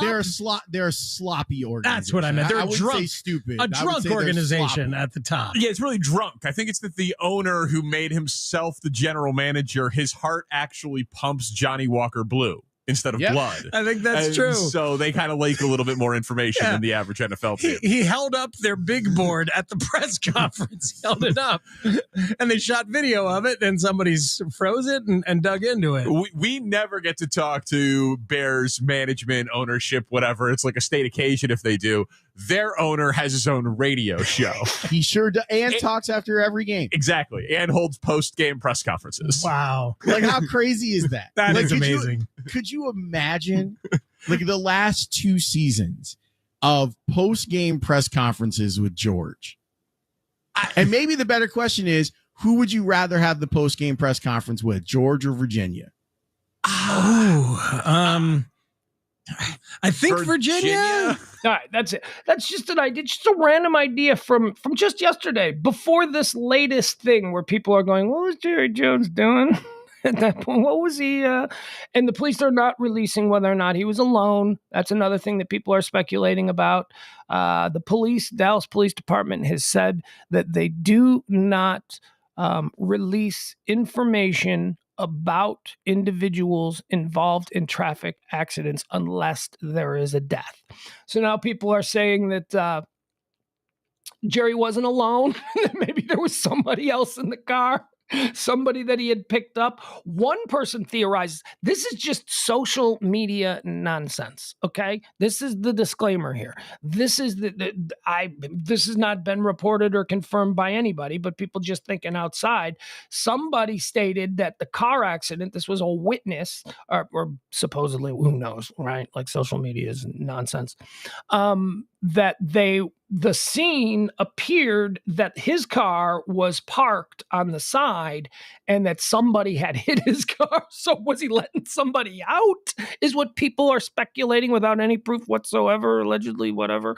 Was he letting somebody out? Was somebody getting in?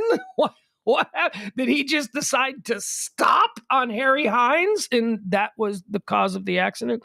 So that's what's happening. We'll have to find out more as this story develops. I'd be listening to The Ticket today. I tell you, I don't know that The Fan, the other sports station that is entwined economically with the Dallas Cowboys organization, is going to give you quite as many interesting takes on the situation with Jerry Jones last night. But The Ticket sure will. The Ticket, listen to The Ticket here in Dallas. It's they will be doing it. Brady says Jerry Jones is a caricature. He is. He really is. He's a silly man. He's a silly man. There is a lack of dignity with Jerry Jones. There is a shamelessness with Jerry Jones it's just palpable. It's just this guy.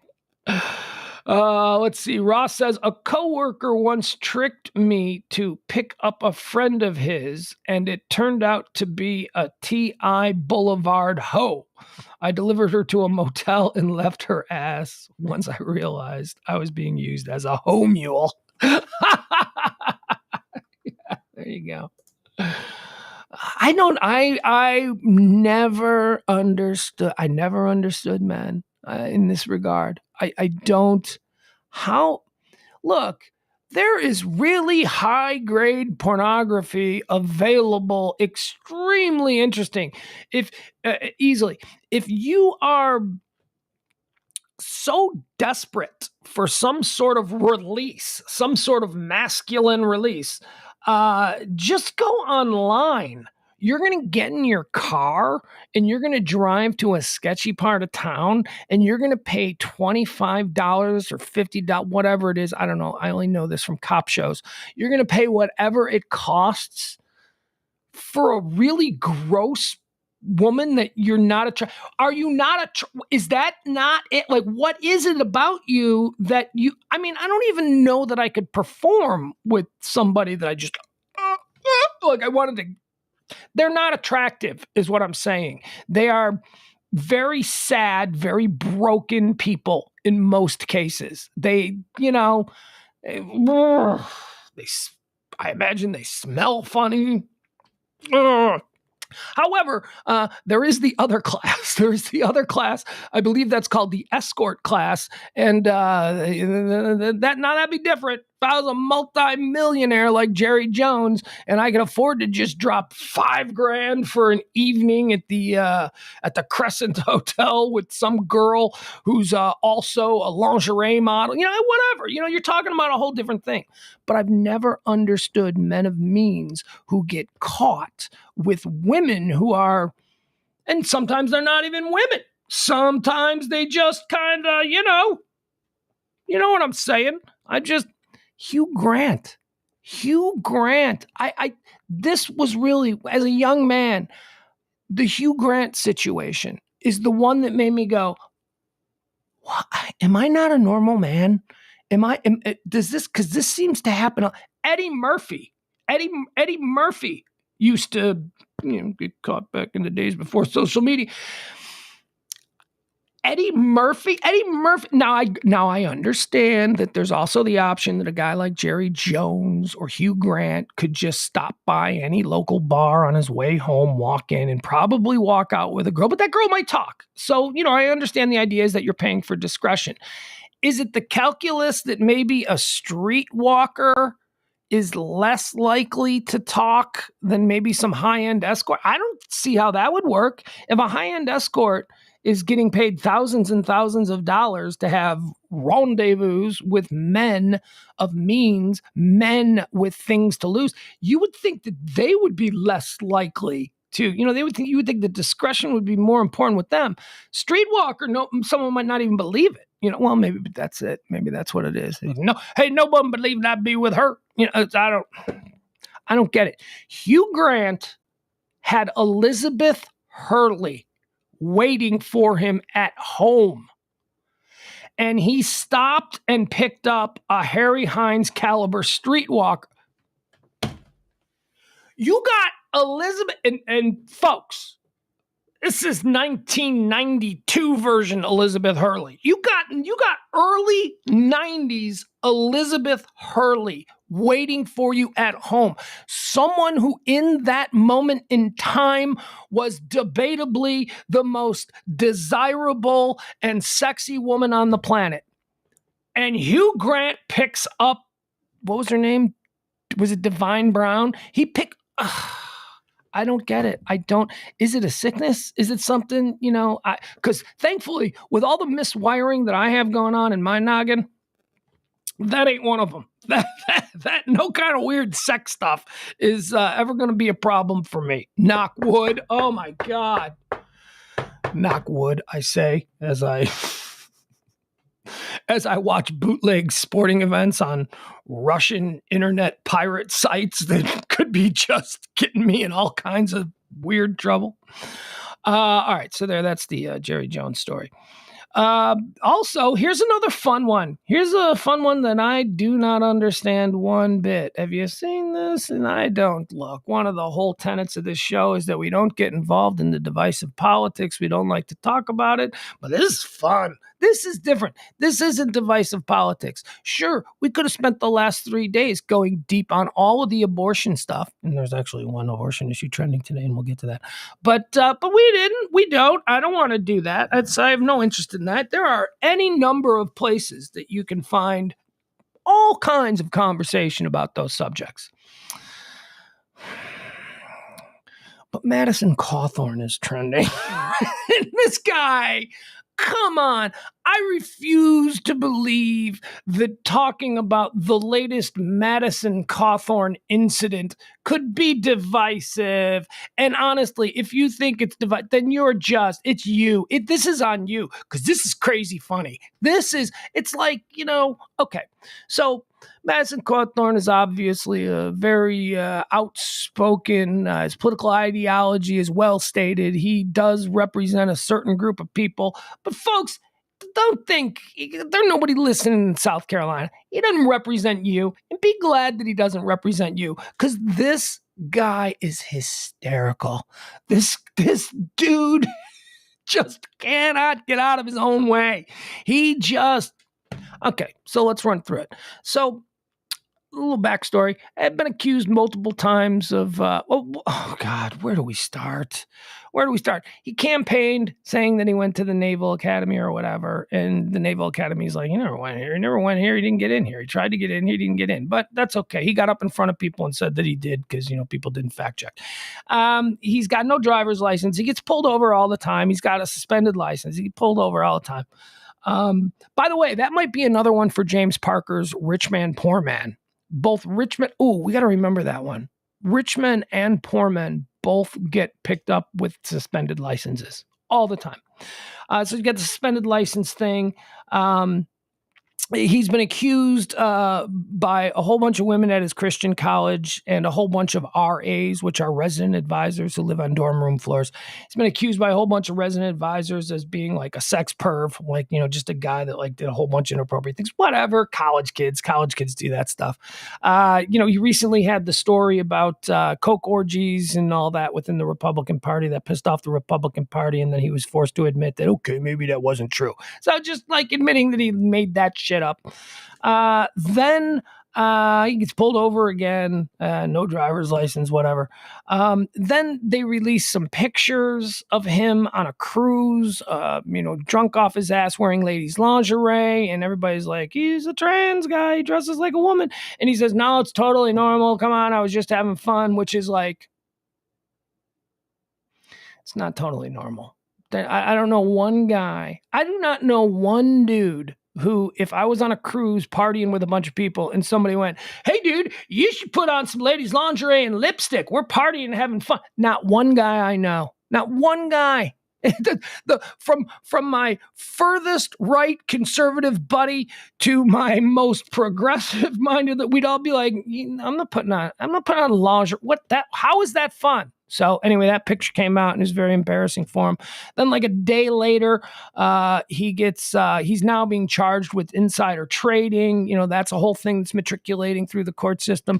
Then the day after that, he shows up at an airport and he's got a gun in his bag. So he gets arrested for having a gun in his bag. This is all over like 3 days. This is all Madison Cawthorn over 3 days.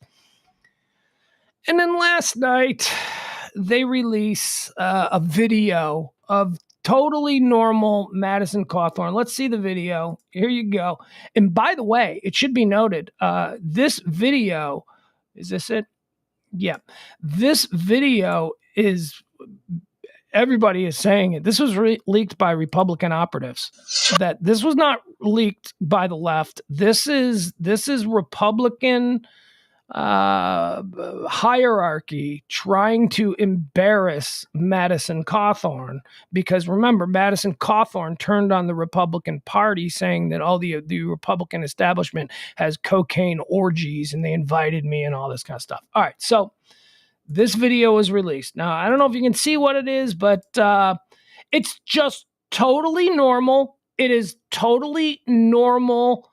Madison Cawthorn nude in a bed with one of his friends, and he is sticking his penis in his friend's face. Totally normal. It's totally normal, just like dressing up like a woman on a cruise. So here you go. This is the Madison Cawthorn video, the latest.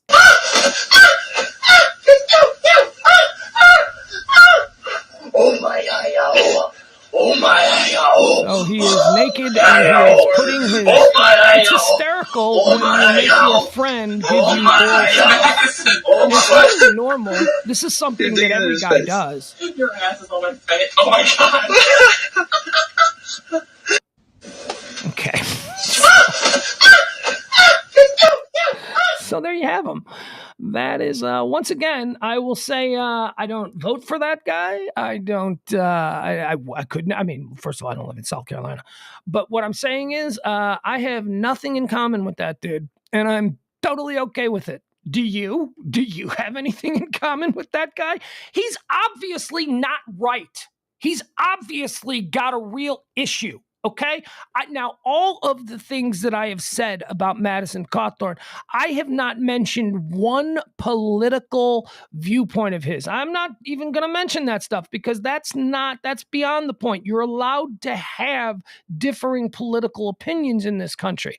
All I've talked about is what a fuck up he is. I mean, what an absolute embarrassment to the American system this guy is. Kevin says he seems to have a lot of lower body movement. I'm calling a Guy Caballero scenario. Yes. By Guy Caballero, Kevin means he only uses the wheelchair for respect. He doesn't actually need the wheelchair. He just uses it so that people give him respect. Yeah, that's right, Byron. Yeah, Madison Cawthorn and Hunter Biden, they would be. Yeah, you could throw some Don Jr. in there too. Somebody's got to bring the high-grade Bolivian flake. Ross says, I don't have one thing in common with that guy. Do you? Yeah, it's not. Jeff says, I will concede they were just goofing off, but the question remains, why were they nude in bed together to begin with? Well, yeah, you can goof off in a sexually weird way. Yeah, of course they were goofing off, but what does goofing off concession mean? I don't know. I don't know. No idea. Byron, we could add a Roger Clinton into that role and crew too, if you want. Did Roger Clinton die? He might be dead, but that dude was a train wreck too. A whole bunch of them. And I've even mentioned Billy Carter.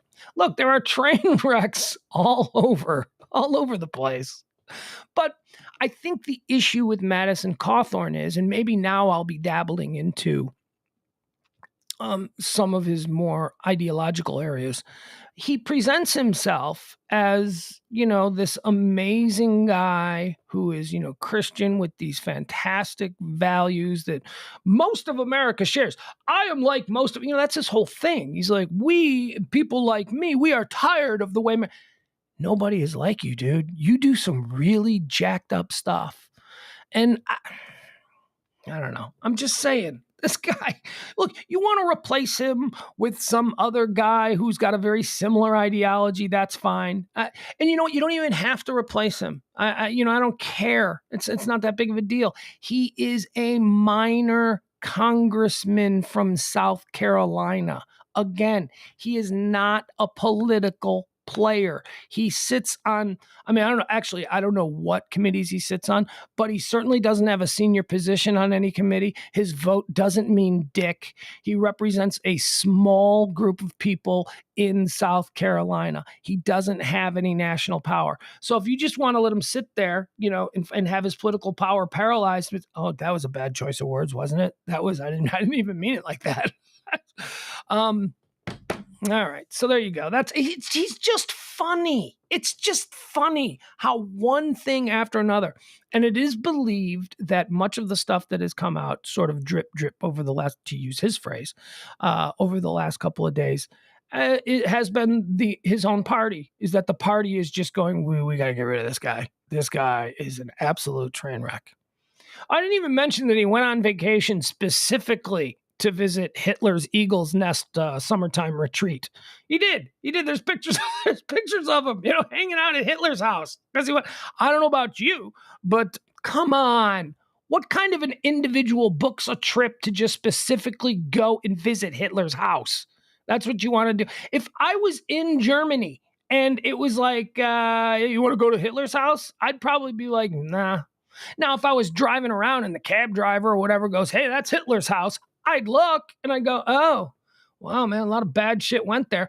But to specifically book a trip to visit the Eagle's Nest, which was Hitler's summer retreat, and I believe the Austrian Alps, that's not like, oh, we were in the area and we decided. No, you have to fly specifically into that area for that specific trip. That's not like, well, when you're in Berlin, you can see this and this and this.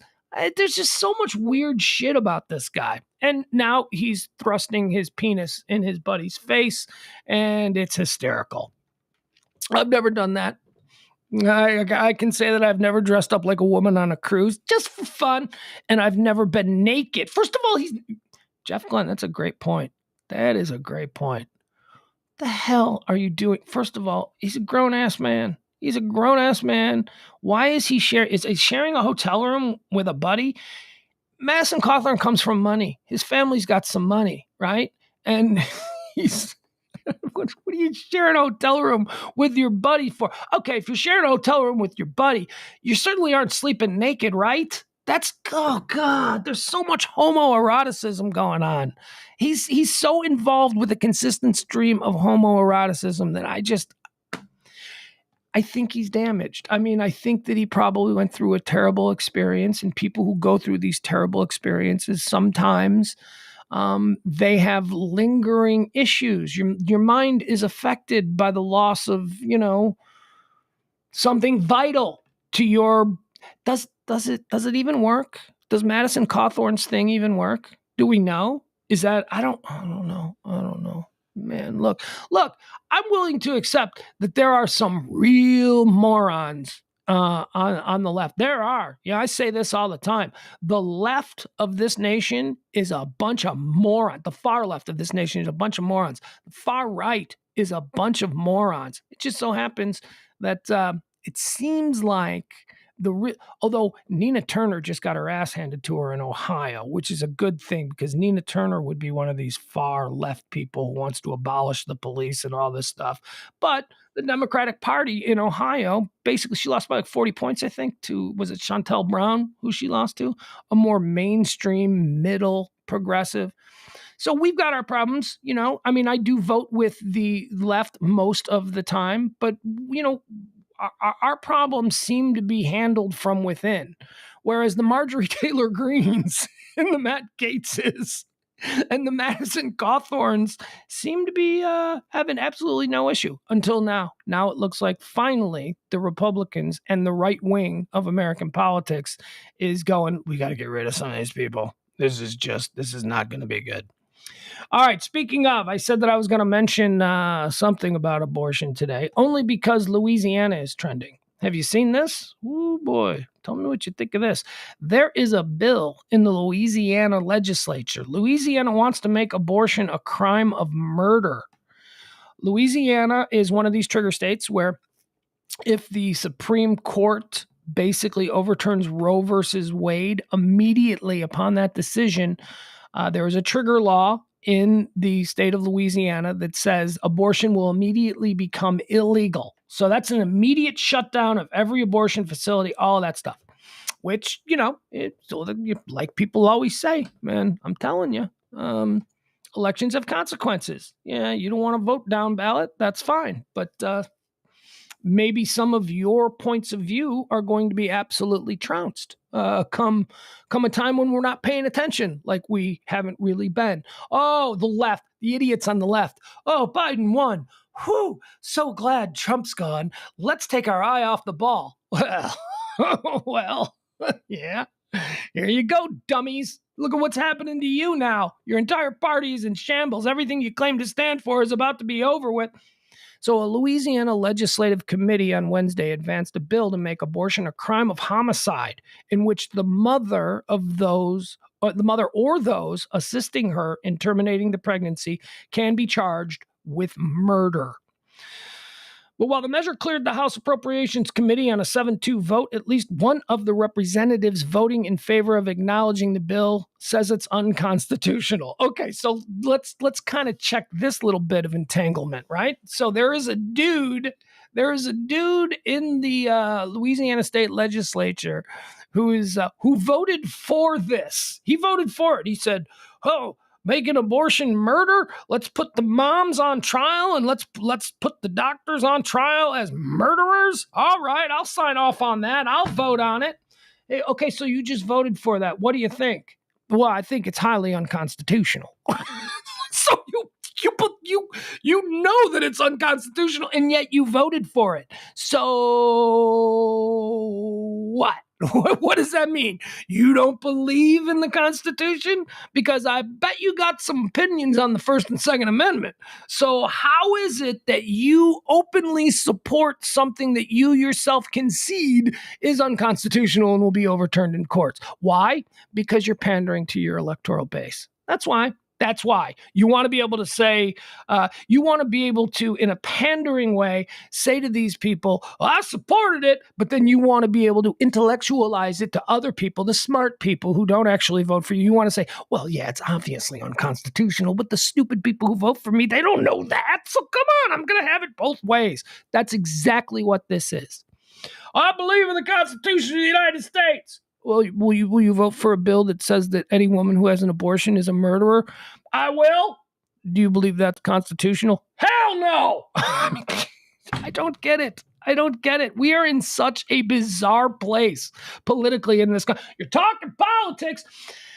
Yeah, but I'm not talking party politics. I'm not talking partisan politics. I'm talking about just the shell game that we all here, the decent American citizens who are, some of us are right, some of us are left, most of us are somewhere in the middle. The purple power of the people, that's who we are, which I'm just commenting on how we are being manipulated by the rubes on the left and the rubes on the right. Come together. Sex strike is trending. Sex strike. Woo, they're going to be a sex strike. Oh, and guess who's bringing it up? Joy Behar. Joy Behar, shut your mouth, lady. I don't need you talking about a sex strike. Oh, yeah. Joy Behar is calling for the women of America to stop having sex with their husbands until they have autonomy over their own body. Oh,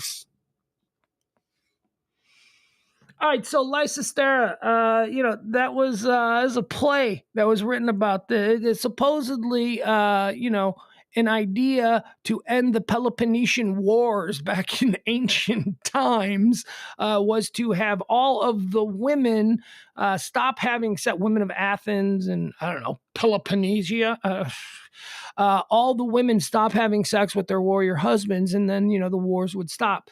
And it's been tried a whole bunch of times. And Joy Behar cites a number of instances that I don't know how they can be.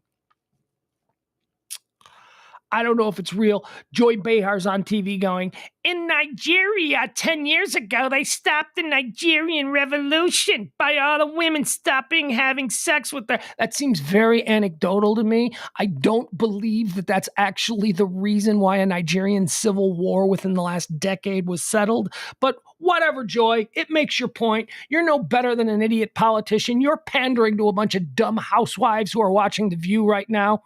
Not all of them are dumb, but quite frankly, if you're watching The View and you think that any of those ladies have any good ideas on anything, you're not like in the upper 1% of brain power. That's all I'm saying. Is stupid.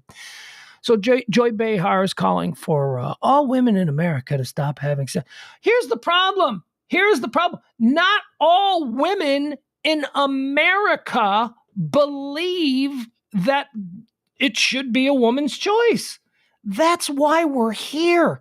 That's why now, as I always say, I am a white man in my 50s, okay? I don't have any public opinion. I could tell you, look, you want to go out for a beer and you want to have a conversation about abortion, I'll tell you exactly how I feel. But as far as saying it publicly in front of a bunch of people on a stream that's going to live on YouTube forever, people like me need to shut our mouths. People like me, this is, in my estimation, 100% a woman's health issue. This is about a woman. This is about you women. You women need to figure this out. Whatever the majority of you women come down on is the side that I will come down on. All right? But it's on you women to figure this out. Joy Behar. Stop having sex. National sex strike. Dude, you're like... First of all... It's not going to work because women like sex just as much as men. Let's stop pretending like sexual drives and sexual interest in sex is just solely a male thing. Okay? That's programming. That's stupidity. I know a lot of women who are crazy about sex. I know a lot of male-female relationships. The man always wants the sex and the woman doesn't ever want to give it to him. Shut up. That's stupid. That's not true. I know a number of relationships where it's the other way. I know a number of relationships where the guy is just like not into it. He might be into it with his secretary. He might be into it with some stripper at some club that he meets, but he's just not interested in it with his wife. And his wife is now all hot and bothered, maybe in her 40s or 50s, and she wants it all the time. And the husband doesn't want to give it to her. So let's stop pretending like sex drives are the domain of the man. It's not. Women...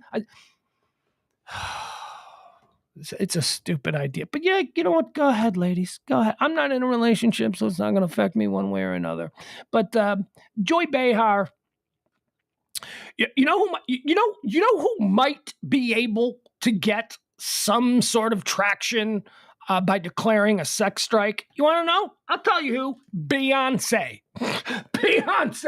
Beyonce puts out, she drops a new track called Sex Strike, where she talks about all of this stuff. That's a woman that's going to influence people to maybe, deny, and it's not going to be forever, but maybe the next time some dude tries to get with his girl, she's going to quote some Beyonce line. Joy Behar ain't doing it. Joy Behar is not. You need somebody with more influence. You need somebody that women actually look up to. You need somebody that women, and look, granted, if you attend some fellowship in North Dallas and you're in your 40s and, you have a house in South Lake or whatever, you're not listening to Beyonce either, so I don't know who you're going to listen to. It doesn't matter. You're going to listen to Jesus or your pastor or whatever. That's fine. Whatever you do, you. But as far as like younger women, but then again, is this a problem with younger men? Still a bunch of dudes who are like 28 years old aren't going to be getting laid anymore. I don't know what they have to do with this whole thing. I don't know. I'm just streaming now. Byron says Beyonce could fix all of this with a new song. Put a Nuva ring on it. Genius. That is genius.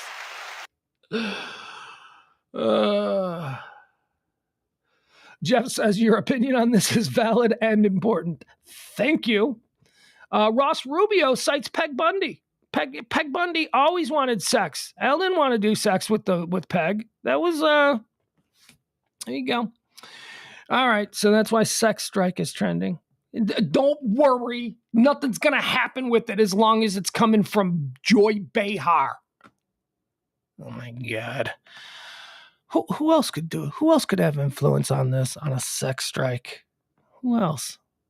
Maybe Michelle Obama. Maybe because there's a lot of women. Because we could get the younger women. Would it be But does Beyonce see? Here's where I show my age.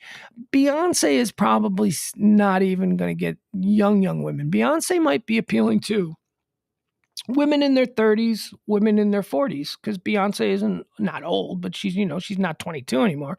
So there'd be that. So you got Beyonce taking that for that group of people. Who could get the other women in that demographic that Beyonce can't reach? Who? Carrie Underwood? She ain't doing it.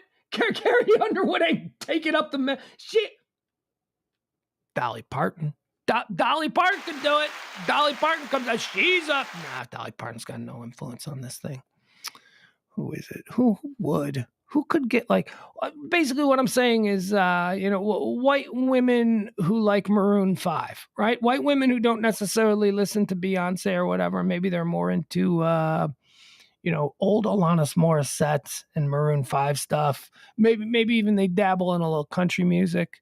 Who could be the one? Who could be the one to declare a sex strike that might reach that demographic of women? I don't know. Kim K. God, is that ridiculous that Kim K has that kind of power? Yeah, Kim, that's actually pretty good. That's pretty good. And I bet Byron was kidding, but he's not wrong. All right, so who else?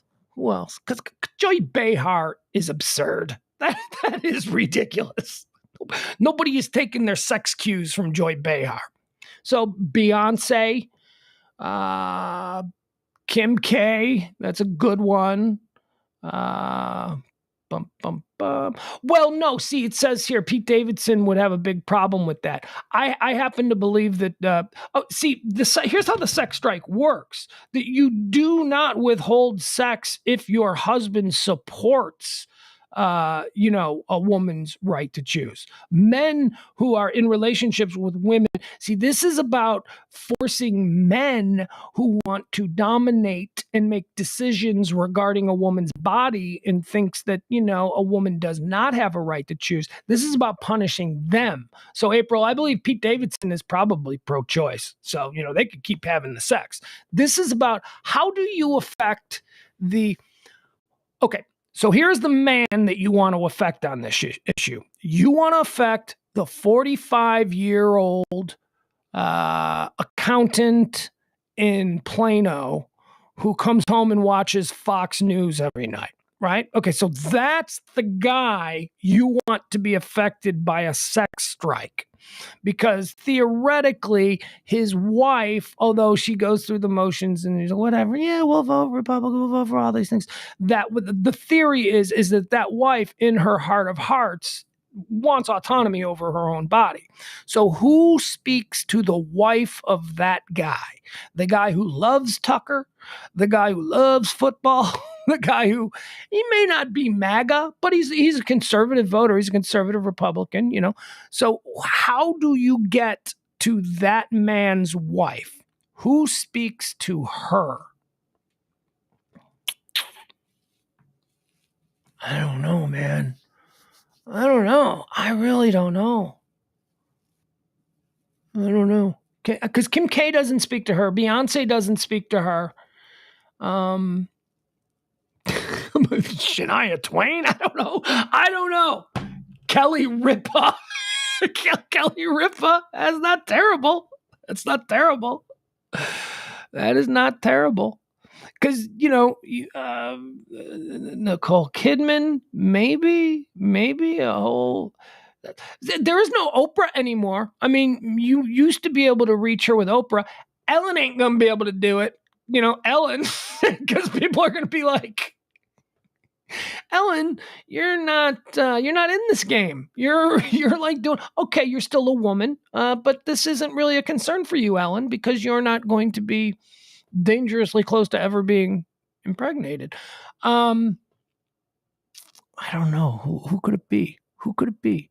All right, so I'm going to tell you who I'm looking for. I am looking for a white woman who is respected by the right-leaning women of America.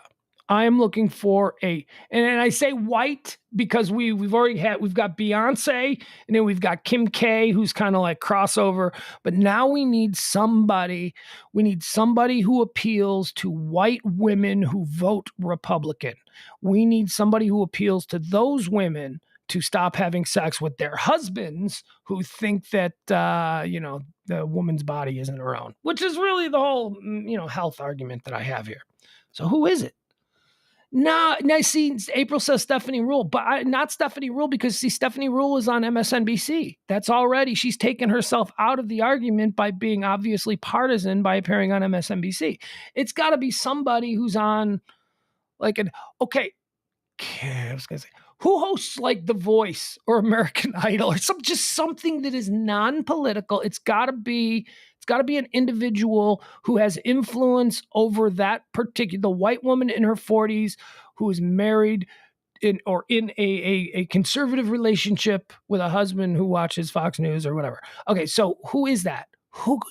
This is a good one. Paula Deen. Paula Deen. Nobody wants Paula Deen talking on sex issues.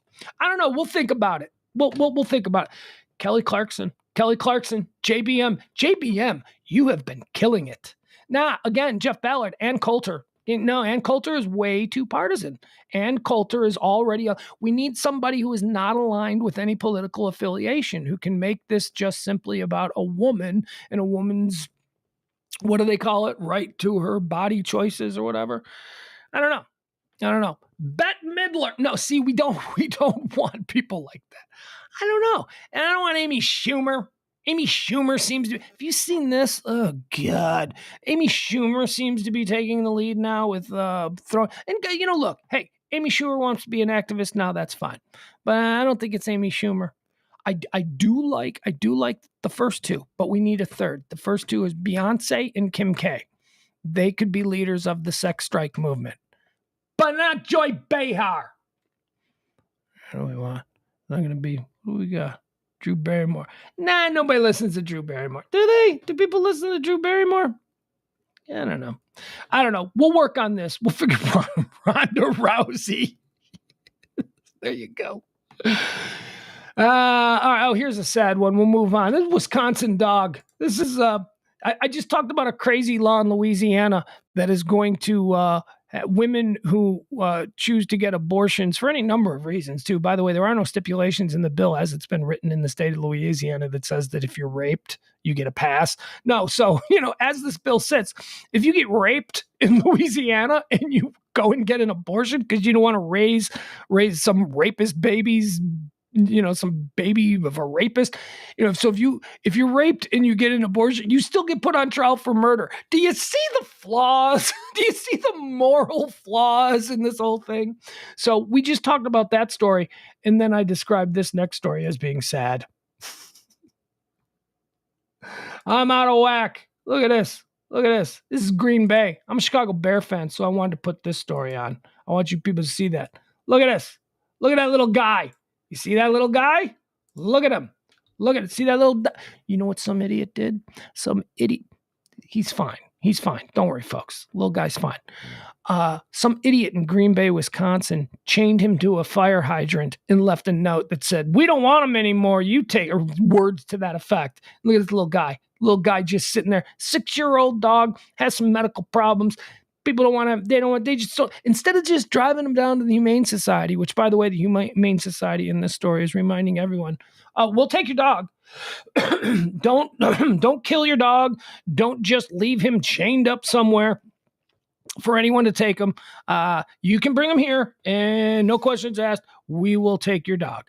Look at this little guy. He's cute. Well, they're all cute. They're all adorable. I'm a dog person.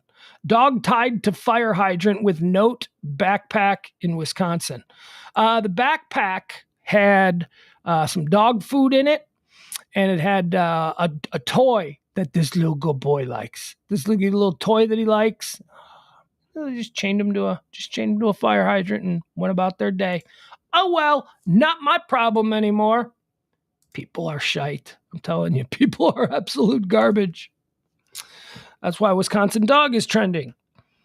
Let's see what else is trending here. What do we have?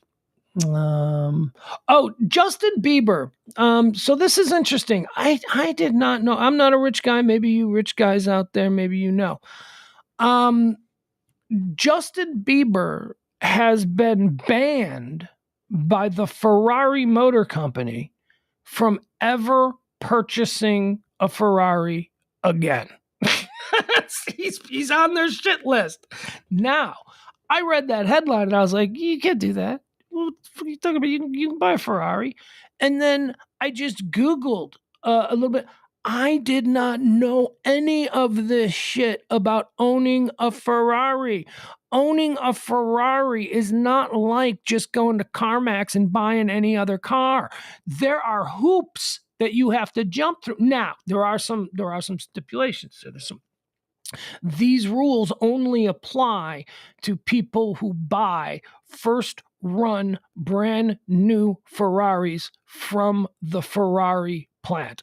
And that's the way a lot of rich guys buy their Ferraris. They they're coming out with a brand new limited edition Ferrari. I want to get this one. And that's what people like Justin Bieber do. So they don't go to a dealership. They call, they have somebody talk to the sales department at Ferrari in Italy, and then they say, okay, yeah, you can pick up your car at this Ferrari dealership in Beverly Hills or whatever.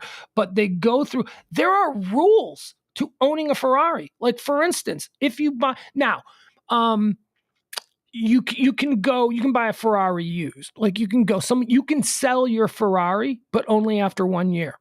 When you buy a Ferrari, you are forbidden but you will be taken to court.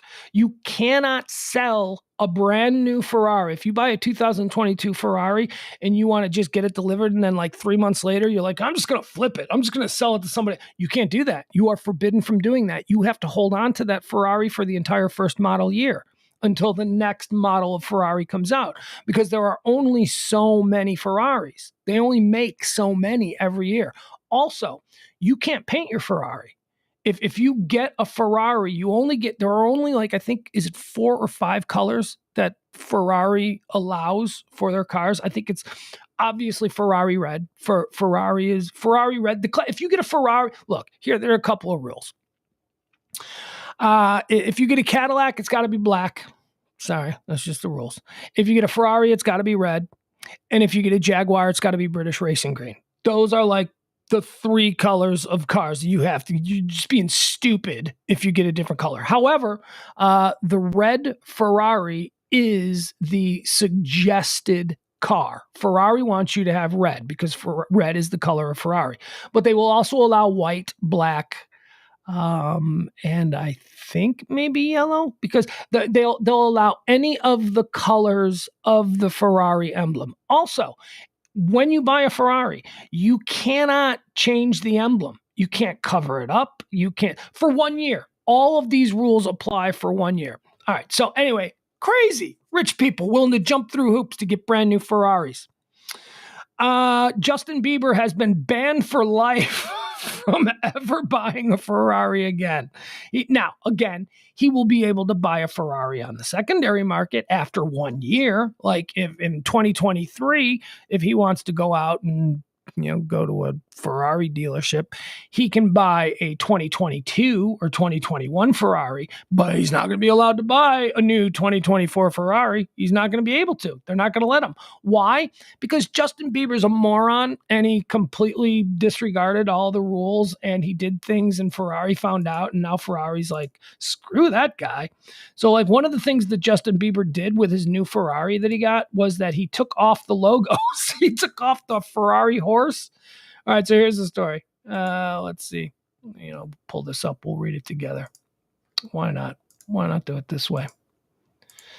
All right. Has Ferrari blacklisted Justin Bieber from buying its cars? Here, I'm going to show you what he did to a Ferrari. There it is. That's what Justin Bieber did to his Ferrari. He changed the wheels, which they didn't like. He changed the logo, which he didn't like. He then got it painted in a ridiculous color that Ferrari does not allow on their first-year model cars. That car was originally red, and he decided that he wanted it blue. And he says he didn't know, and I completely believe that because he's stupid. He's just like, I'm a rich kid in my 20s. I want a Ferrari. And some assistant of his just bought him a Ferrari. Didn't explain any of the rules about being a first-year Ferrari owner and all that kind of stuff. But apparently, according to reports, the singer has been blacklisted by Ferrari for life. This means Bieber will not be able to purchase a car from the brand in his lifetime. An Italian publication also states that Ferrari was not happy with the way the singer treated his 2015 model. Apparently, Bieber had lost the car for weeks after partying hard in Los Angeles, and it was retrieved only by his team days later from a parking lot.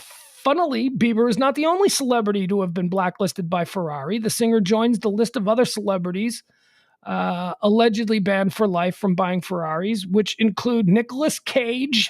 I wonder what Nicolas Cage did.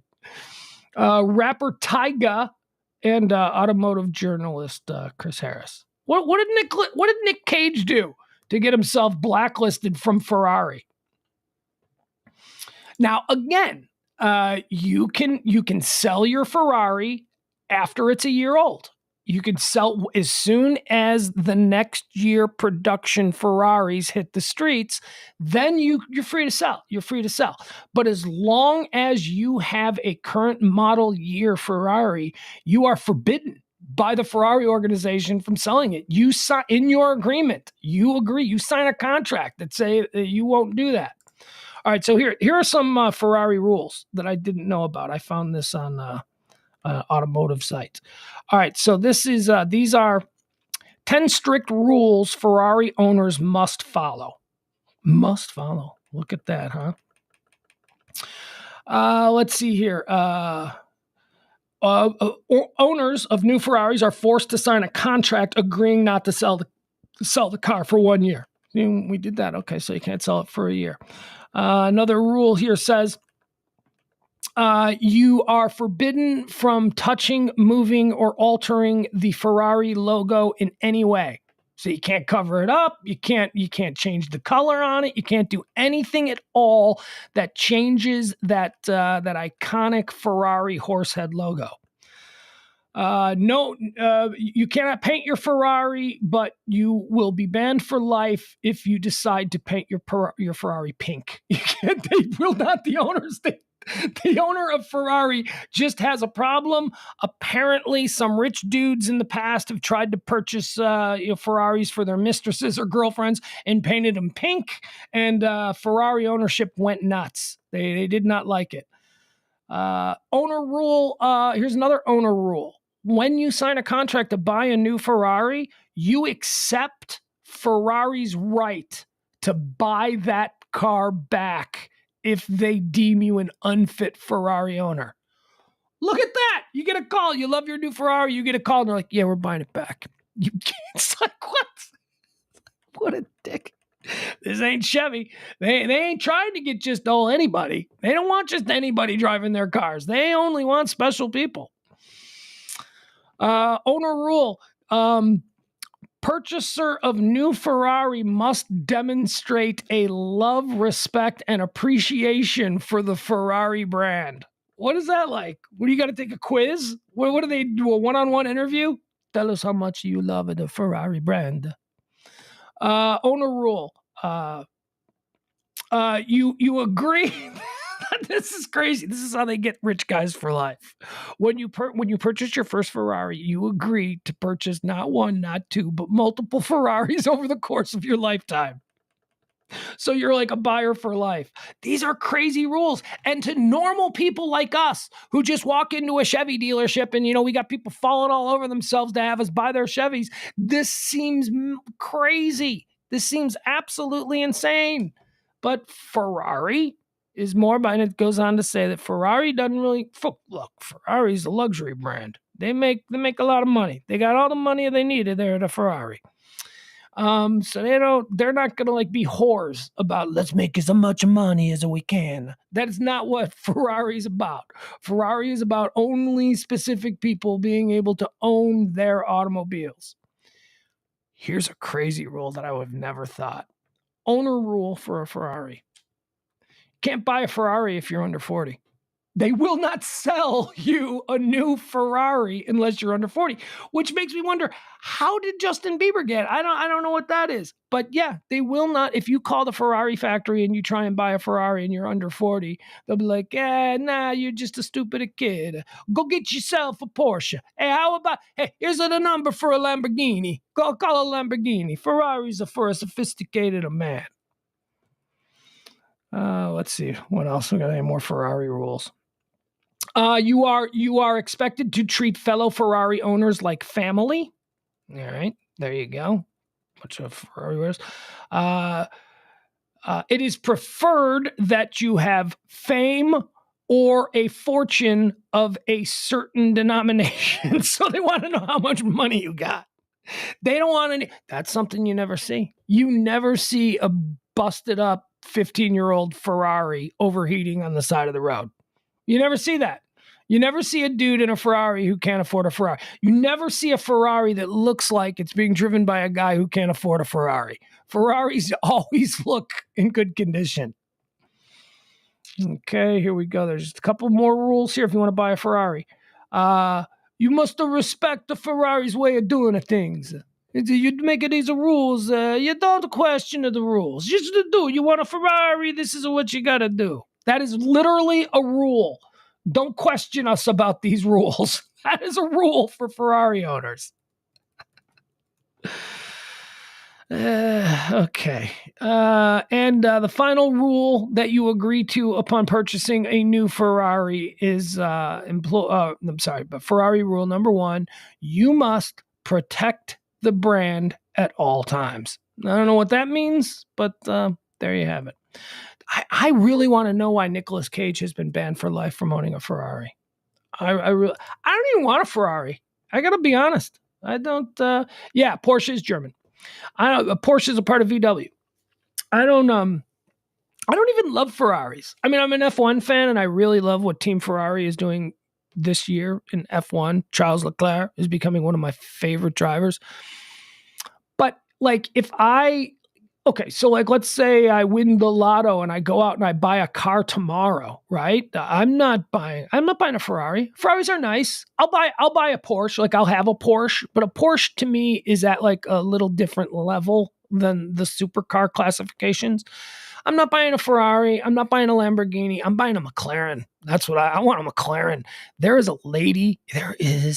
a super hot mid-30s, got to be a trophy wife. She's probably married to some 70-year-old billionaire in this neighborhood.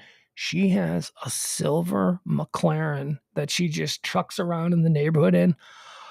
Oh, man, be still my heart. I'm telling you, that would be the car that I would get. I would get, if we're going like after supercars and all that kind of stuff, I don't want a Ferrari. I want a McLaren. I don't want a McLaren. I want a classic 1960s convertible British racing green Jaguar. I want a 1980s Porsche 911. I want, but my brand new car is going to be the McLaren.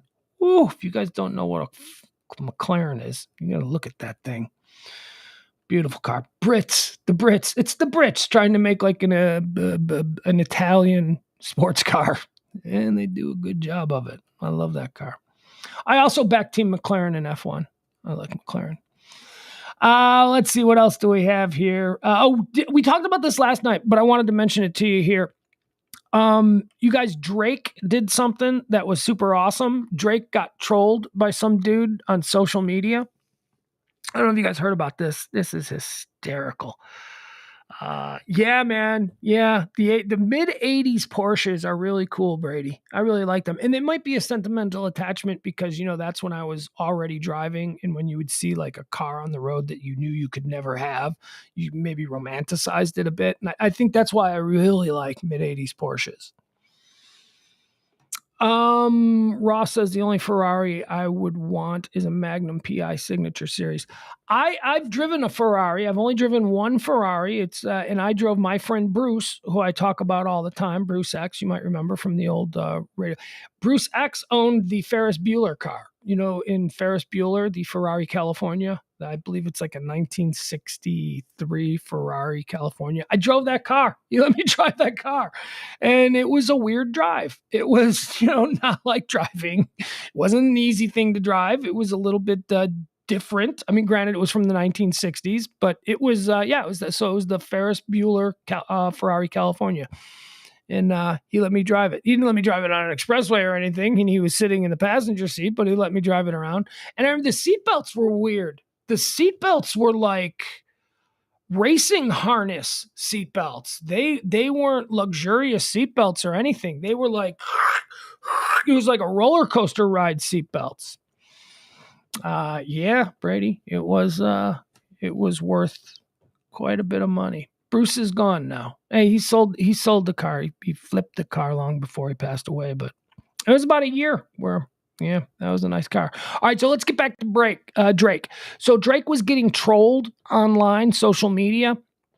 Just to give you a little bit of context, Drake was sticking up for the father. Drake was sticking up for the father of Memphis Grizzlies superstar Ja Morant. Ja Morant's dad was being criticized and put in a category with, the Ball dad, LeVar Ball, Lonzo and Melo Ball's dad, who is, I have to say, now granted, Lonzo was lost for the season, halfway through the season with my Chicago Bulls. But up until that point, LeVar Ball was not a problem. He was showing up to games. He wasn't a distraction within, the Chicago Bulls organization.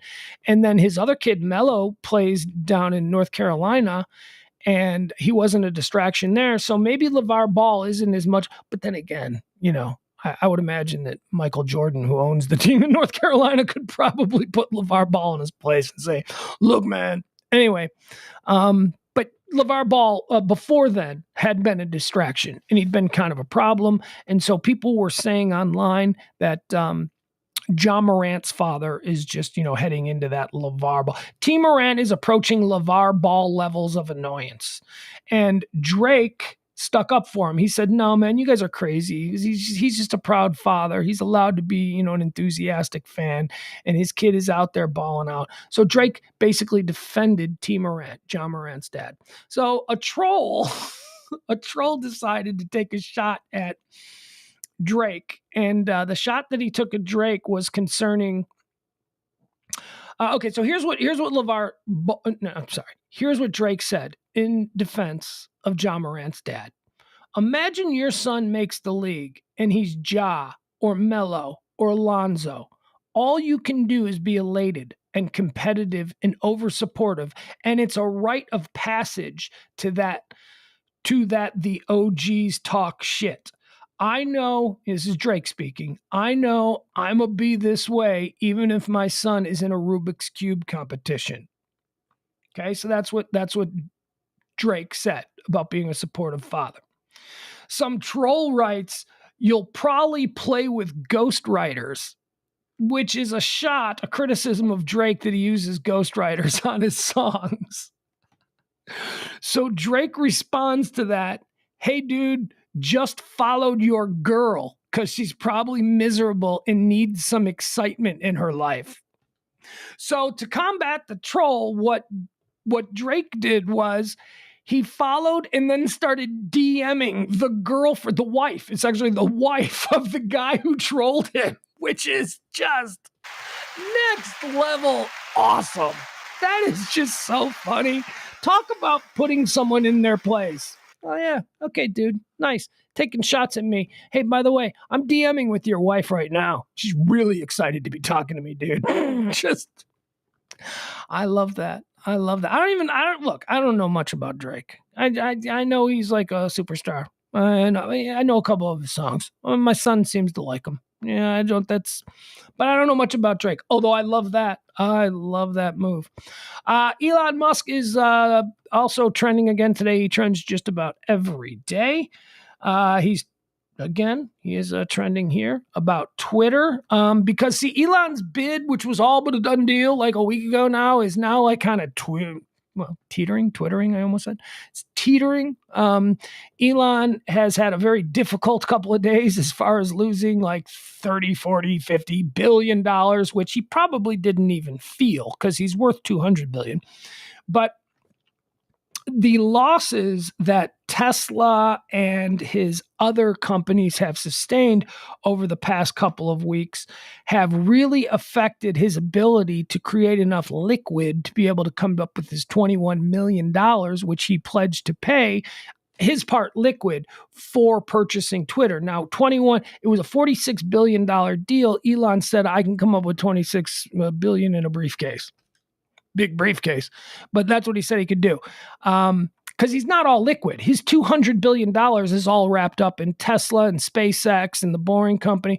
So he said, look, I could probably come up with $21 billion. And then he got an outside financing bank to say, all right, we'll come up with the rest of it because you're friggin' Elon Musk and you're good for it. So we'll come up with the rest of it. But when he lost like that $50 billion, it affected his ability to come up with the $21 billion scratch and liquid funds. So he's now going outside. So Elon Musk, here's who Elon Musk is bringing in as partners, reportedly, for his Twitter buy, okay? A bunch of Saudi princes. Saudi Prince Al-Walid bin Nant, okay? So he's bringing in some Saudi princes, and this one ought to make you right-wingers' heads explode who think he's the greatest guy on the planet. He's bringing in the Chinese government. That's right. That's right. That's right. The number one supplier of electric vehicle batteries to Tesla and a long-term business partner of Elon Musk is now coming in with him to buy. Do you like the free speech? Do you like the free speech? They got a special kind of free speech in China. I swear to God. Elon Musk is not a lefty and he's not a righty. People need to stop elevating this guy into some kind of figurehead for whatever batshit ideology you're trying to force down the rest of our throats. Elon Musk is about Elon Musk, and he is about staying the richest person in the world. It's all about free speech to Elon Musk, yet he is neck deep in business with the Chinese, who, I don't know if you've been reading the papers over the past, 50 years, the Chinese aren't exactly free speech advocates. All right, there we go. What else do we have here? Elizabeth Olsen is trending. I love Elizabeth Olsen. Why is she trending? Elizabeth Olsen, she is the little sister of the Olsen twins. Oh my God. Oh my God. How old do I have to be that the little sister of the Olsen twins is like a 30-year-old woman? The little sister of the Olsen twins is a woman in her 30s. I don't know. I love Elizabeth Olsen. I love her. She is one of my favorite actresses. She's Wanda, of course. You know, Wanda from the Marvel Universe. And, of course, Wanda from WandaVision.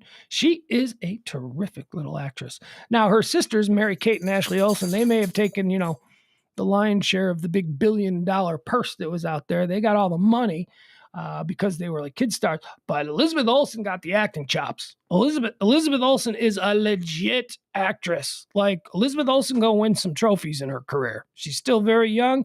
Elizabeth Olsen is legit in the acting thing. She's trending because she feels weird on the red carpet. She doesn't like to do red carpets because she feels like I don't belong here, which is so adorable.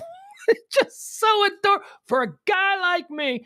For a guy like me who already thinks that Elizabeth Olsen seems to be one of the most interesting, cool, down-to-earth, unaffected, super talented young people in Hollywood, to have her find out that she doesn't like doing red carpets because that's not my thing. People, and you know why this is? She goes on to say,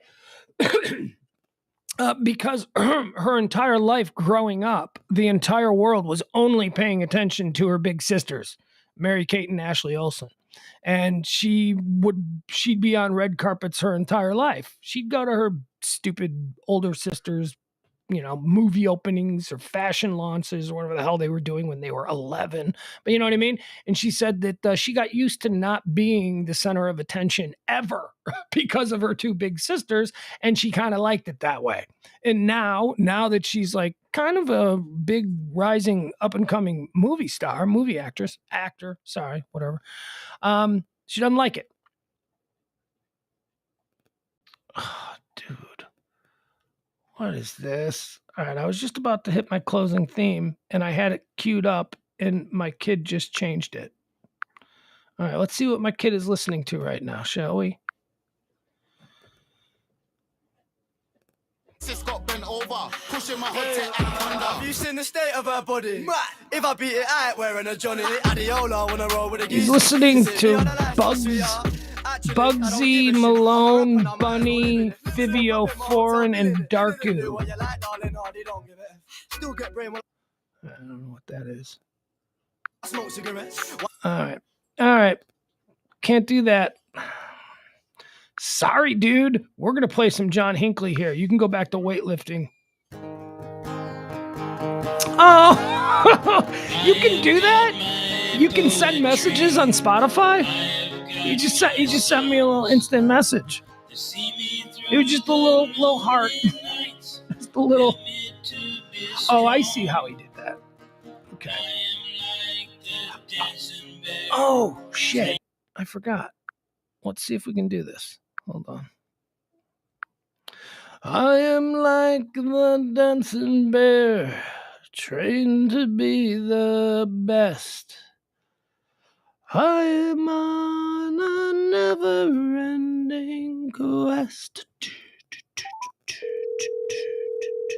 I am on a never. Hello. Hi, Kelly. Hi. You're on the stream right now. Oh, okay, cool. Hey, do you want to do pillow talk with me tonight? Because Parker can't do it. Sure. So just me, you. Are we calling him Parker now? Yeah. Oh. Are we calling him Parker now? Yes, we are. Okay, I'll send you a link. So we'll just do just you and me tonight. Okay, cool. All right. Sounds fun. Very good. There she is. All That's Kelly. There she is. Good. So there you go. So tonight's pillow talk will be me and Kelly. All right. I don't know what Parker's doing. I don't know why he's not, doing his thing. He mentioned yesterday, like Parker never said, hey, I'm not going to be on the show on Thursday.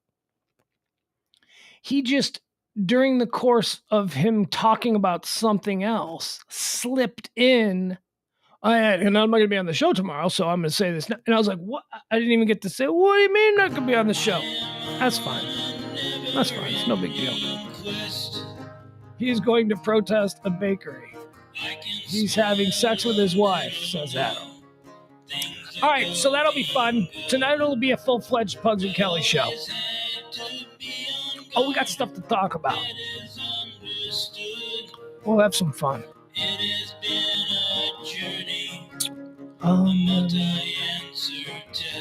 How's the weather out here? Yeah. All right. I got to run. I got to run, guys. I'm going to try and, I don't know if it's supposed to rain again. It seems to be a break in the rain, but I got some running around to do this afternoon. So love y'all and see you tonight at 9:00 Central for Pugs and Kelly. Okay. Bye, guys. Hold on. Adam says, damn, I can't listen live. I'll be watching the video. The Who. Watching the Who? You're going to see the Who? Adam, are you going to see the Who? We're watching the Who. The Who's not in town. Is the Who in town? Why wouldn't that have been trending locally? Why wouldn't? And it's okay. If you miss any of these shows, you can just go to the Who is at American Airlines Center tonight. Oh my God. How do I not know that? Oh man, that's a good concert. I've seen the Who. I saw the Who like the first time they said they were never touring again. So it's been 30 years since I've seen them. They've toured a dozen times since. Made a movie once with Roger Daltrey. It was called Father Jim. We talked about it. We even showed the trailer for it. I was an extra, and Roger Daltrey had lunch with all of us extras in the extra tent there, and he stated that he liked hanging out with us because he didn't like Hollywood people. So so Roger Daltrey just sat at like a picnic table with a whole bunch of extras, and he was taking questions. He was like, you feel free to talk about whatever you want to talk about. You got a question for me. And people were asking all kinds of questions. He was a delight, Roger Daltrey. And I fell in love with The Who from that point. He's a delightful man. Tiny, though. Tiny man. I don't need no 401. I don't have the green. Ain't got no breed. I'll travel far from the comfort nest. Comfort nest love. I gotta go. I can't be dicking around. I gotta go. I got stuff. Tomorrow is another day. The best is yet to come. I have found a different way, so baffling to some. I can smile a little now, things are going good. I always had to be on guard, that is understood. Down the road I'll travel, far from the comfort nest. I am on a never-ending quest. I am on a never-ending quest.